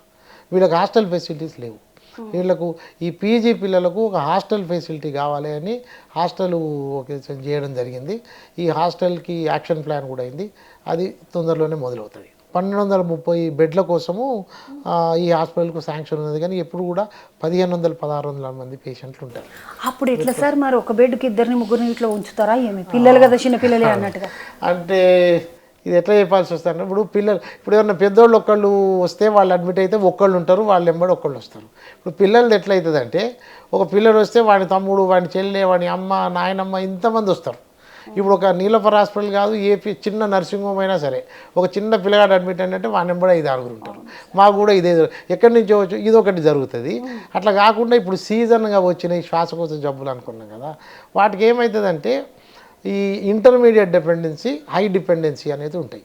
ఈ హై డిపెండెన్సీ క్రిటికల్లీ కేర్ బాగా సిక్కున్న పిల్లల్ని పెట్టే గదిలో చాలా స్ట్రిక్ట్గా నర్సులు వీళ్ళే ఉంటారు, అది మెయింటైన్ చేస్తాం. అట్లా కాకుండా కొంత ఒకటి 2 రోజులు ఆక్సిజన్ కావాలి, కొంచెం నెబులైజర్ కావాలి, ఇంత గ్లూకోజ్ కావాలి, తర్వాత వీళ్ళు ఒక 2-3 రోజులు ఇంప్రూవ్ అయితే వేరే దగ్గరికి వార్డులకు పంపించే కేసులు ఇటువంటివి మాత్రం ఉంటాయమ్మా, అబద్ధం ఆవిడేం లేదు. అటువంటప్పుడు కొంచెం ఈ ఎదురుగా ఉన్న ఇంటెన్సివ్ కేర్ బ్లాక్లో ఒక 2 రూమ్లు, ఐసోలేషన్ రూమ్ అనేది ఒకటి, పిఐసియు అనే ఒక రూమ్లో కొంచెం రద్దీ ఉంటుంది. కానీ సాధ్యమైనంత తొందరగా వీళ్ళు స్టేబుల్ కాగానే మళ్ళీ మేము ఇటు మారుస్తూ ఉంటాం. ఇప్పుడు కొన్ని మందులు మీరు రాసిన ఇండ్లనే దొరుకుతాయి అంట సార్. మీరే అంటే సార్ మీరు డాక్టర్ సార్ రాసినవి ఇంట్లోనే దొరికితే ఇచ్చేసేస్తారు. కానీ కొన్ని మందులు దొరికాయి బయటకి గిట్లా రాస్తారంట, నేమేనా అట్లా రాస్తారా సార్? ఇప్పుడు ఎట్లంటే మందులు ఇప్పుడు అడ్మిట్ అయిన పేషెంట్లకు అన్నిటికీ అన్ని మందులు ఉంటాయమ్మా. ఎప్పుడో ఒకసారి ఎప్పుడన్నా ఇప్పుడు పెద్ద హాస్పిటల్ ఒక డ్రగ్ స్టోర్స్ అని ఉంటుంది, ఏ పెద్ద హాస్పిటల్ కానీ డ్రగ్ స్టోర్స్ నుంచి నర్సెస్ ఎన్ని మందులు కావాలి ఏం కావాలి అని ఇండెంట్ పెడతారు. ఆ ఇండెంట్ పెట్టిన మందుల ప్రకారం వాళ్ళు తీసుకుంటారు. ఎప్పుడైనా ఈ టైం 99% మందులు అయితే అడ్మిట్ ఉన్న పేషెంట్లకు మేము ఇచ్చే ప్రయత్నమే చేస్తాము. ఎప్పుడో ఒకసారి ఫిట్స్ వచ్చినది అట్లా అనుకుంటే ఆ పక్కన ఇది ఉన్నది అనుకుంటే ఎప్పుడన్నా వీళ్ళు ఇచ్చేస్తారు. లేదు ఆల్రెడీ అడ్మిట్ అయిన ఉన్నవాళ్ళు వాళ్ళ దగ్గర ఇంత ఇది ఉంటుంది, ఈ మందులు వాడరా ఇది ఒకటి నడుస్తుంటుంది. కానీ సాధ్యమైనంత వరకు ఇక్కడ మందులే ఇస్తాము. డిశ్చార్జ్ అయినాక మాత్రము మందులు రాసిస్తాము, వాళ్ళు కొనుక్కొని పోతారు. అంతేగాని ఇక్కడ మందులు లేవు రాస్తాము అనేది మాత్రము వాస్తవం కాదు. 99% ఇక్కడ మందులే వాడతాము, ఇస్తున్నాము. మాకు బడ్జెట్స్ కూడా వస్తున్నాయి. ఆ ప్రకారం మందులు గవర్నమెంట్ సప్లై ఉంటుంది మాకు. 1-2 లేని మందులు ఏవి లేవో అది కూడా ఒక లిస్ట్ ఉంటుంది. ఆ లిస్టు ప్రకారము మాకు కొనడానికి బడ్జెట్ ఉంటుంది, ఆ ప్రకారం ఇస్తూ ఉంటాం. సార్ ఈ నీలబొర హాస్పిటల్కు ఈ పేరు ఎట్లా వచ్చింది, ఎవరు పెట్టిండ్రు? మీరు రాకముందే పెట్టేసిండ్రా, మీరు వచ్చినాక పెట్టిండ్రా? నాకు బాగానే రోజులు ఉండరు. 1952లో స్టార్ట్ అయింది ఈ హాస్పిటల్. అప్పుడు ఈ హైదరాబాదు నిజాం నవాబ్ ఉన్నారు కదా, ఆయన కోడలు నీలోఫర్ అన్న ఆమె ఉన్నది, ప్రిన్సెస్ నీలోఫర్. ఆమె దగ్గర పనిచేసేట ఒక ఆమె ఈ కాన్పు అయినప్పుడు చనిపోయింది.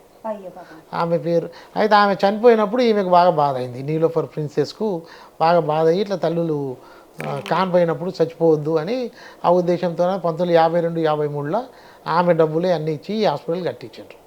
అందుకనే ఆ తర్వాత తల్లులతో పాటు పిల్లల గురించి కూడా ఇది ఒక 35-50 బెడ్లతోని 1952-53లో స్టార్ట్ అయిన హాస్పిటల్ ఇప్పుడు తల్లులు పిల్లలు వీటి కోసం ఒక 1500 బెడ్ల హాస్పిటల్ అయింది. నీలోఫర్ ప్రిన్సెస్ వల్ల దీనికి నీలోఫర్ హాస్పిటల్ పేరు వచ్చింది. సార్ ఇప్పుడు మీకు ఎప్పుడైనా జ్వరం వచ్చింది, దగ్గొచ్చింది, మీకు మీరే మందులు రాసేసుకుంటారా, మళ్ళీ వెళ్ళదని డాక్టర్ దగ్గరికి పోతారా? లేదమ్మా, ఏమైనా చిన్నవి ఉంటే మాత్రము వాటి కోసం సరే ఇప్పుడు పారాసిటమాల్ వేసుకుంటే ఇది అటువంటిది 1-2 వాడతాం. కానీ నేను పిల్లల డాక్టర్ని, నేను పిల్లల్ని మాత్రమే చూడాలి, పిల్లల్నే చూడగలుగుతా.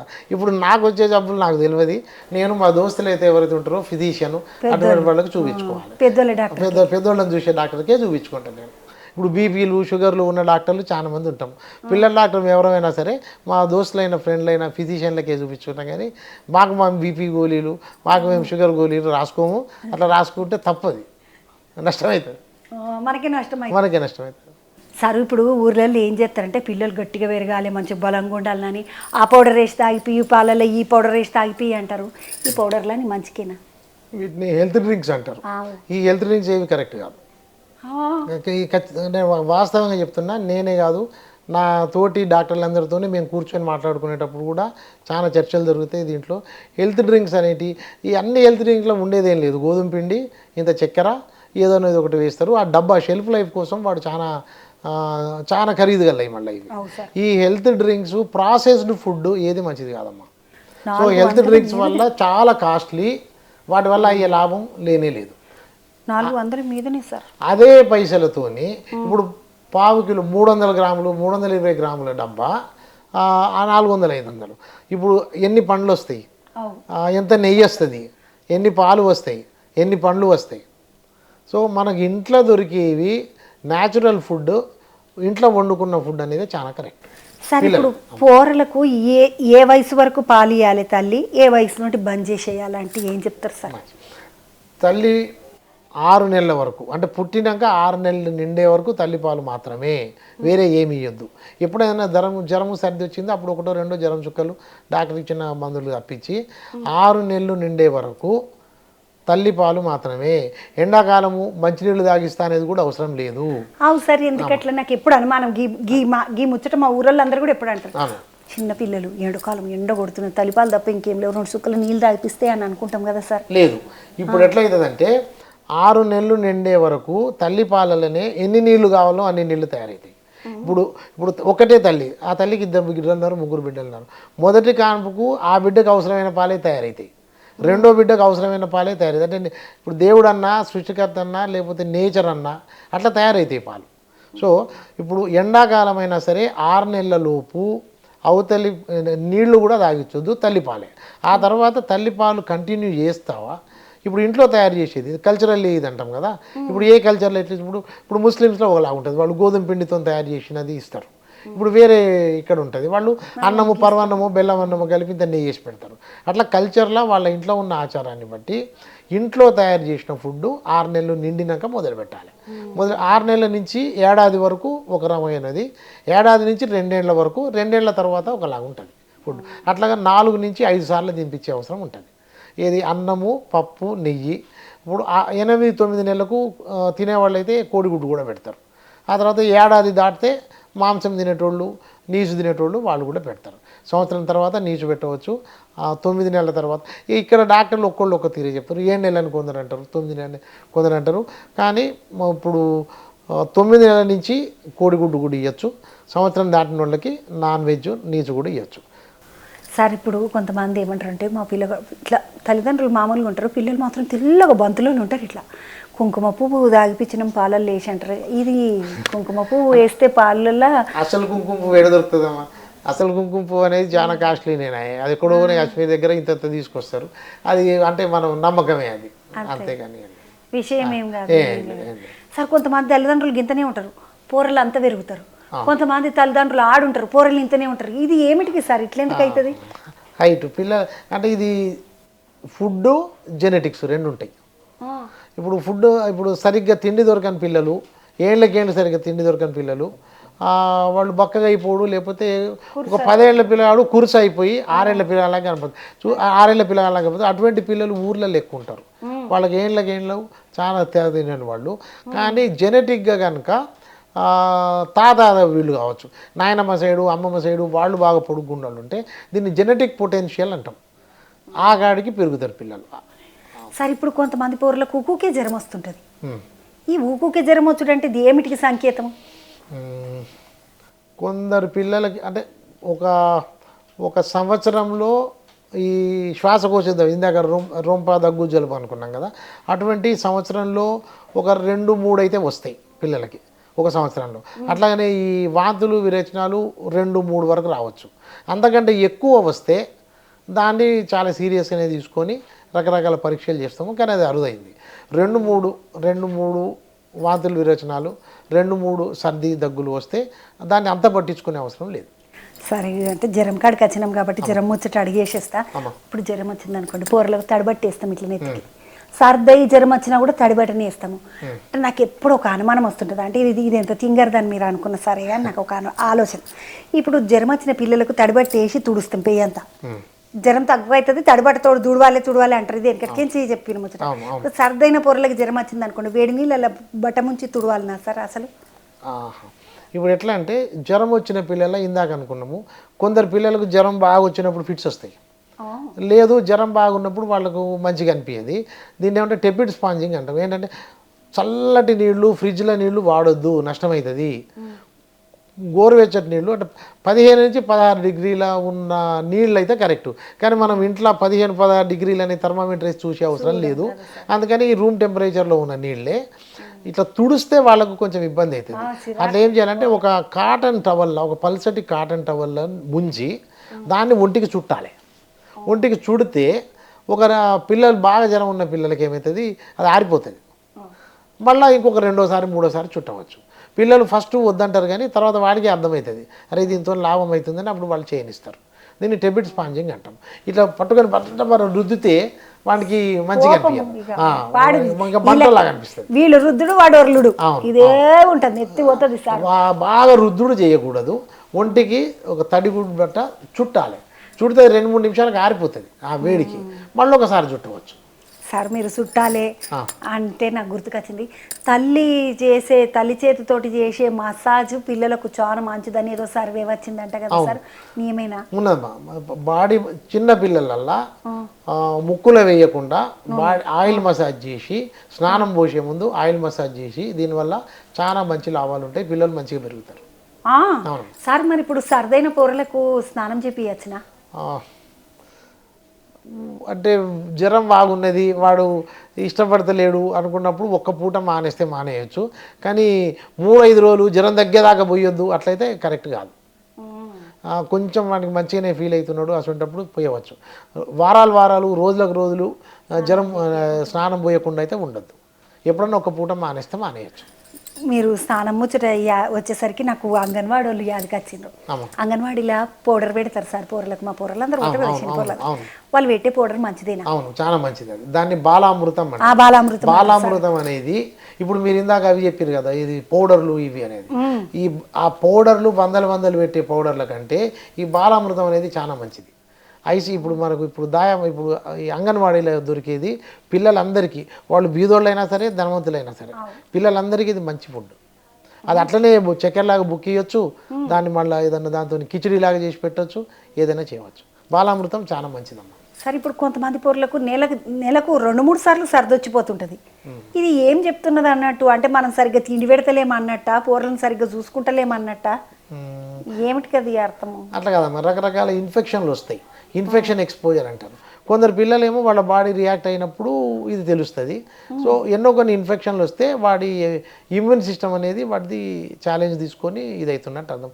కొందరు పిల్లలకు అది రియాక్ట్ అయినా కూడా ఇది తెలియదు అనమాట, ఇది జ్వరంలాగా తెలియదు. మరీ 5 సార్లు అడ్మిట్ అయ్యిండు, 3 సార్లు అడ్మిట్ అయ్యిండు, దానికోసం మనం చాలా జాగ్రత్తలు తీసుకోవాలి, టెస్టులు చేయాలి. కొందరికి ఎక్కువ వస్తుంది, కొందరు తక్కువ వస్తుంది, దాన్ని అంతా పట్టించుకునే అవసరం లేదు. సార్ నాకు సర్ది ముచ్చట్లు మాట్లాడుతుంటే నాకు ఒక ముచ్చట యాదకి వచ్చింది. తల్లికి సర్ది అవుతుంది సారు, పూరనికి సర్ది అవుతుంది. మళ్ళీ ఉట్టి పూరనికి సర్ది అయినప్పుడు తల్లికి సర్ది కాదు. ఈ తల్లికి సర్ది అయితే పూరలకు సర్ది అవుతుంది అంటే కొన్నిసార్లు ఏమో అట్లా కూడా కాదు సార్. తల్లికి సర్ది ఉంటుంది కానీ పూరలకి ఏం కాదు, గుటం వాళ్ళు మంచిగానే ఉంటారు ముద్దుగా. మళ్ళీ పూరలకు సర్ది ఉంటుంది, తల్లికి పాపం సర్ది ఉండదు. ఇది తల్లి నుండి పిల్లకు, పిల్ల నుండి తల్లికి వస్తుండొచ్చునా సార్? రావచ్చు. ఇప్పుడు ఏమంటే ఇప్పుడు వైరస్లు అనుకున్నాం, రకరకాల వైరస్లతో సర్ది జబ్బులు వస్తాయి. ఆ వచ్చినప్పుడు ఇన్ఫెక్టివిటీ అంటాం. ఏంటంటే ఒకళ్ళ నుంచి ఒకళ్ళకు ఈజీగా వచ్చే వైరస్ వల్ల తల్లికి వచ్చినా బిడ్డకు వచ్చినట్టే, బిడ్డకు వచ్చినా తల్లికి వచ్చినట్టే. సాధారణంగా పిల్లలు ఎక్కడికి పోకుండా ఒక్క దగ్గరే ఉంటారు కాబట్టి వాళ్లకు వేరే వాళ్ళ ద్వారానే రావాలి. అదే పిల్లలు అటు ఇటు ఆడతా అటు ఇటు పక్క వాళ్ళ ఇంట్లోకి పోయి ఆడే పిల్లలు అయితే వాళ్ళే ఇంట్లోకి తీసుకొస్తారు ఇన్ఫెక్షన్. సో ఆ ఇన్ఫెక్షన్ బట్టి వస్తుంది, తల్లి నుంచి బిడ్డకు రావచ్చు, బిడ్డ నుంచి తల్లికి రావచ్చు. అసలు ఇట్లా సర్దులు దగ్గులు రాకుండా ఉండాలంటే తల్లి కడుపుతో ఉన్నప్పుడు ఏం తింటే బెటర్ అంటారు సార్? ఇప్పుడు తల్లి ప్రెగ్నెంట్గా ఉన్నప్పుడు ఎక్కువ ఒక 600-650 క్యాలరీస్ వచ్చేంత వరకు తినాలి. సీమంతం చేస్తారు, అవోటి పెడతారు, ఇవన్నీ చేస్తారు. కానీ పాలు ఇచ్చినప్పుడు తల్లి గర్భిణిగా ఉన్నప్పటికంటే ఇంకెక్కువ తినాలి. ఎందుకంటే బిడ్డకు కావాల్సిన, పాలకు కావాల్సినది తనకు కావాల్సింది తనే తినాలి. సో ఇప్పుడు పాలిచ్చే తల్లి ఎక్కువ తినబడుతుంది గర్భిణీ స్త్రీ కంటే. సో అందుకని తింటానే ఉండాలి ఆమె పాలిచ్చిన రోజులు తింటానే అదొకటి ఇదొకటి అదొకటి ఇదొకటి వేస్తూనే ఉండాలి. సార్ ఇప్పుడు కూరలలో నట్టలు పడతాయి అంటారు సార్. ఈ నట్టలు పడు కథ ఏమడిది, ఎందుకు పడతాయి ఈ నట్టలు అసలు? బాగా అపరిశుభ్రంగా ఉండే వాతావరణంలో ఉన్న పిల్లలల్లో ఇప్పుడు స్లమ్స్లో ఉంటారు, లేదు ఎప్పుడు మట్టిలో ఆడుకొని చేతులు కడుక్కొని తినాలండి. ఏం తిన్నా కూడా చేతులు శుభ్రంగా కడుక్కొని తినాలి. దానివల్ల ఇది ఉంటుంది, దానివల్ల ఈ నట్టలు పడుడు అనేది ఉంటుంది. ఒకప్పుడు చాలా ఎక్కువగా ఉంటుండే ఇది, ఇప్పుడు చాలా మటుకు తగ్గింది, పిల్లల్లో వస్తూ ఉంటుంది. అపరిశుభ్రంగా ఉన్న ఫుడ్ ఆర్ చేతులు కడుక్కోకుండా మట్టిలో ఆడుకొని వచ్చి తిన్నప్పుడు ఈ నట్టలు వచ్చే అవకాశం ఉంటుంది. మట్టిలోంచి ఆ గుడ్లు ఉంటాయి, ఆ గుడ్లు వీళ్ళు తినేస్తారు, అవి బొత్తల పాములు పురుగులు అయితే వాటి కోసం మందులు ఉంటాయి. అంటే మన పొట్టలో పాములు పురుగులు అయ్యేటి ఏం ఉండయి, కింద వీళ్ళ బయటకి లోపలికి బయటికి వెళ్ళి గుడ్లు అవన్నీ మనమే మింగుతాము, అవి వాటిని అవి బొత్తలు ఇవైతాయి. సార్ కొంతమంది పూర్లకు ఒకటి చెవులకి సీములు కారుతుంటాయి సార్, అవి ఏమిటికి అన్నట్టు? ఒకప్పుడు ఇది చాలా ఎక్కువ ఉంటుంది సార్. ఈ ప్రశ్న అడగక ముందు నేను ఇంకొక ముచ్చట కూడా చెప్తాను. తల్లి కడుపుతోటి ఉన్నప్పుడు తినాలనుకున్న ముచ్చట్లు ఏమన్నా ఉంటే, తినాలనుకున్న గులాబ్ జాము తినకపోతే, తినాలనుకున్న కోడికూర తినకపోతే పిల్లలకు చెవులకి చీము కారుతుంది, తినాలి అంటారు కదా సార్, ఇది నియమా? ఇది అంటే దానికి దీనికి లింక్ లేదు. సాధారణంగా ఇప్పుడు తల్లికి ఏమైనా తినబుద్ధి అయింది పెట్టాలి. ఇప్పుడు ఎందుకంటే ఆమె బిడ్డ కోసం ఉన్నది, ఆమెను స్పెషల్గా చూసుకోవాలి కాబట్టి పెట్టాలి. కానీ ఆమె తినకపోతే వల్ల బిడ్డకి ఏదో వస్తుంది అనే దానికి అదేం సంబంధం లేదు, లింక్ ఏం లేదు. మరి ఎందుకు వస్తుంది సార్ చెవులకి? ఒకప్పుడు చెవుల చీమ అనేది చాలా ఎక్కువగా ఉంటుండే. పిల్లలు కొందరు నెలలు వారాలు చెవులకి వెళ్ళి చీము కారుతుండే. చెవు వెనక మ్యాస్టైటిస్ అని ఉంటాయి, దాంట్లో ఇన్ఫెక్షన్లు వస్తుండే. తర్వాత ఈ చీము మెదడుకి ఎక్కి అట్లా కూడా మెదడులో చీమ అవుతుండే, అట్లా చాలా ఉంటుండే. ఇప్పుడు బాగా తక్కువైనాయి, అసలే లేవు అని కాదు, కానీ ఇప్పుడు మనం ఇచ్చే వ్యాక్సిన్లు అన్నీ ఉన్నాయి. ఇప్పుడు ఈ DPT, పెంటావ్యాకు, ఆయనకు న్యూమోకాకల్ వ్యాక్సిన్, ఇవన్నీ గవర్నమెంట్లో దొరుకుతాయి. ఈ వ్యాక్సిన్లు అన్నీ ఇచ్చినందువల్ల చెవుల ఇన్ఫెక్షన్లు అనేవి బాగా తగ్గినాయి.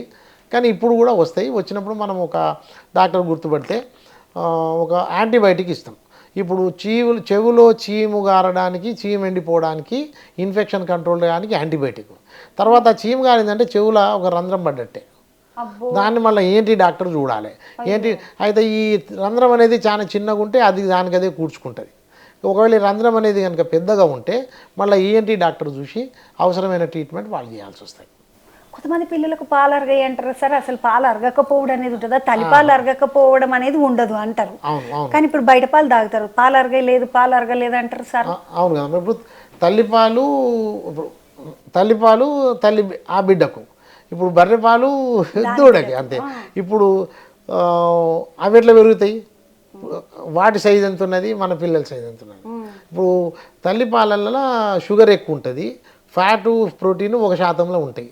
అదే దీంట్లో ఈ బర్రె పాలల్లో దానికి రెట్టింపు ఉంటుంది, కొవ్వు కానీ ప్రోటీన్ కానీ రెట్టింపు ఉంటుంది. అందుకని అరగడానికి కష్టం పిల్లలకు. అది ఆ పాలు తెల్లగానే కనపడతాయి, ఈ పాలు తెల్లగానే కనపడతాయి, కానీ క్వాలిటీ అనేది చాలా తేడా.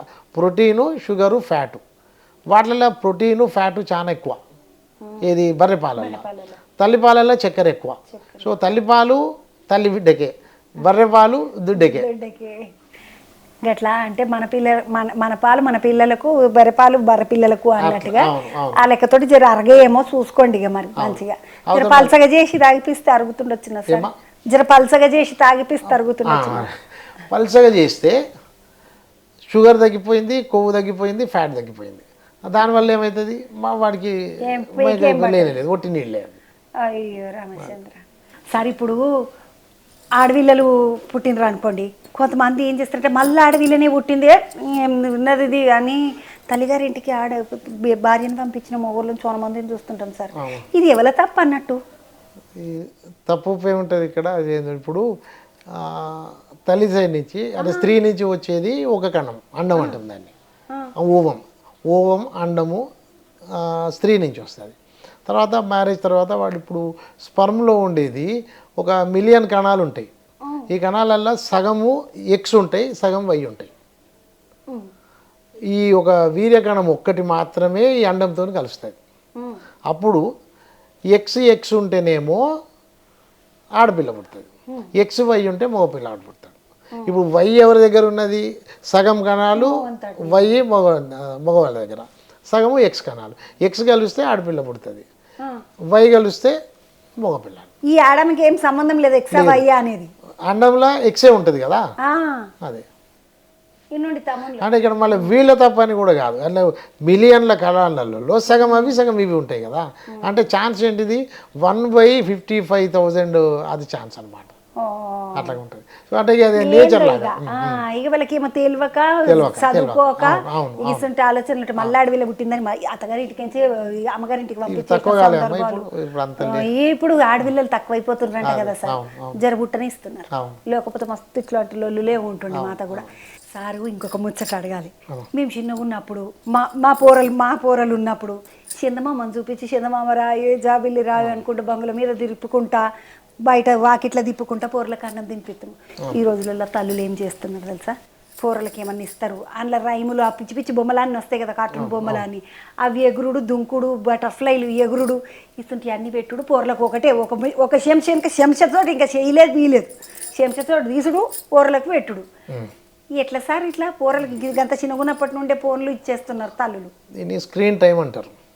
ఇప్పుడు వేరే మన దేశంలో కూడా ఇప్పుడు గైడ్ లైన్స్ వస్తున్నాయి. ఇప్పుడు ఈ స్క్రీన్ టైం అంటే ఏంటంటే సెల్ ఫోను, ఏంటిది ట్యాబు, టీవీ. చిన్న పిల్లల 2 ఏళ్ల లోపు పిల్లలు అసలు వీటికి టైమే లేదు, అసలు ఇవ్వకూడదు. సెల్ ఫోన్ అనేది చిన్న బిడ్డకు చూపించడానికే వీల్లేదు. ఇప్పుడు ప్రెగ్నెంట్ ఉమెన్, ఇప్పుడు గర్భిణీగా ఉన్న స్త్రీ కూడా సెల్ ఫోన్ని పుట్ట దగ్గర పెట్టడానికి వీల్లేదు. ఇవి చాలా నష్టము. అవి ఒక 4 గంటల నుంచి 6 గంటలు కనుక పిల్లలు కనుక చూస్తే వాళ్ళకు ఈ బిహేవియరల్ డిజార్డర్స్ అంటాం అవన్నీ వస్తాయి. సో చాలా నష్టం, చాలా కష్టం. సెల్ ఫోన్ అనేది చిన్న పిల్లలకు చాలా అంటే అందరికీ చేస్తుంది అది. ఇప్పుడు అడల్ట్స్లో పెద్దోళ్ళనైతే సెల్ ఫోన్ వల్ల ఇప్పుడు సైకాట్రీ డాక్టర్లు ఉంటారు, ఇది మానసిక వ్యాధులు చూసే డాక్టర్లు, ఇన్ని గంటలు ఇన్ని రోజులు చూస్తే ఇది ఒక మానసిక వ్యాధి అనేది గుర్తుపట్టిండ్రు. ఇది పెద్దోళ్ళ. చిన్నపిల్లల మాత్రము ఈ ఏజ్కు ఇంతకంటే ఎక్కువ చూడొద్దు అనే గైడ్ లైన్స్ ఉన్నాయి. ఇప్పుడు అన్నం తినిపించడం కోసము సెల్ ఫోన్ చూపించడం అనేది చాలా నష్టం చేసుడు. జోలపాట పాడుడు, ఒక పాట పాడడం వల్ల పిల్లలు చాలా నేర్చుకుంటారు, అక్కడ ఉన్న కల్చర్ నేర్చుకుంటారు, ఆ సంస్కృతి అంటే ఇంకేంటే తల్లే కదా మొదటి గురువు, అట్లాగా చాలా నేర్చుకుంటారు పిల్లలు. కూరలకైతే ఫోన్లు చూపించొద్దు, సెల్ ఫోన్ ముట్టుకోవద్దు, చూపించవద్దు కాదు, ముట్టుకోవద్దు. ఇప్పుడు చూపించుడు కాదు ముట్టుకోవద్దట తండ్రులు కూడా. ఇప్పుడు సెల్ ఫోన్ అని చెప్పను, నేను స్క్రీన్ టైం అని చెప్తా. సెల్ ఫోను, ఈ ట్యాబు, టీవీ, బెడ్రూమ్లో ఈ 3 ఉండకూడదు. ఇప్పుడు బెడ్లో కూర్చొని టీవీ ఆన్ చేసుకొని సెల్ ఫోన్ పెట్టుకుంటే అది వచ్చే ఆ లైట్తో వీళ్ళకి నిద్ర పట్టదు. ఫస్ట్ పాయింట్, నిద్ర లేకపోతే తెల్లారి ఆఫీస్కి పోవాలి, పనికి పోవాలి, ఇవన్నీ ఇబ్బంది ఉంటాయి. స్క్రీన్ టైం అనేది పెద్దోళ్ళకి కూడా రాంగు, పిల్లలకి అయితే అది బిహేవియరల్ డిజార్డర్స్ చేసేంత ఇది. గర్భిణీ స్త్రీలు అయితే ఫోన్ మాట్లాడి చాలా తక్కువసేపు మాట్లాడి పక్కన పెట్టడమే కరెక్ట్. దీనివల్ల చాలా నష్టం అవుతుంది. సారు చాలా సేపు మీ తలకాయ తినేసిన, నేను ఏం అనుకోవద్దు. చంద్రవ పోయింది ఓయమ్మ ఇడుస్తలేదు సార్ తోటి ముచ్చోట అనుకునేది, కానీ మరి నా బుర్రకాయలు చాలా ప్రశ్నలు ఉంటాయి సార్. మాకు ఎండి పిల్లలు ఉంటారు, వాళ్ళకి పరీక్షలు అడుగుతాము, వాళ్ళని పాస్ చేయాలన్నా ఫేస్ చేయాలని చూస్తాము. అంతకంటే కూడా నా ఎండి పరీక్ష కంటే ఎక్కువ క్వశ్చన్లు అడిగాము సార్. అట్లేం లేదు, అంటే ఇట్లా ఊర్లలో ఇవన్నీ ఉంటాయి కదా సార్, గాడిది పాలు తాగిపియాలన్నా, పొరలను ఈప్లకెచ్చి దెబ్బ కొడితే పండుకుంటారా, తులసిది తాగిపియాలన్నా, జీలకర్ర తాగిపియాలన్నా, ఇవి మస్తుగా ఉంటాయి, సబ్బు రుద్దాలన్నా, నూనె వెయ్యాలన్నా, ఇవన్నీ ఉంటాయి కదా. ఒక్కపారి అడిగినాను అంటే పెద్ద డాక్టర్ని అడిగిన, అది పిల్లల డాక్టర్ని అడిగినానంటే నిమ్మడం కదా సార్, అందుకని అడిగేసిన. ఏమనుకోకుండా శనార్థులు ఇంత సమయం తీసుకున్నందుకు చంద్రబాబు బా దమ్మా ఖరాబ్ చేసిందని అనుకోకుండా అందరికి వానికి వస్తాయని అడిగి. ఇగో ఇది సార్ తోటి ముచ్చట. Sir Niloufer hospital superintendent Vijay Kumar Gudur sir తోటి మాట్లాడినా మస్తు ముచ్చట్లు తెలుసుకున్నా. మళ్ళొక ముచ్చటతోటి మళ్ళీ కలుసుకుంటారు. ఈ పొద్దు ఇడిచేయండి, ఇక మళ్ళీ వస్తా కానీ.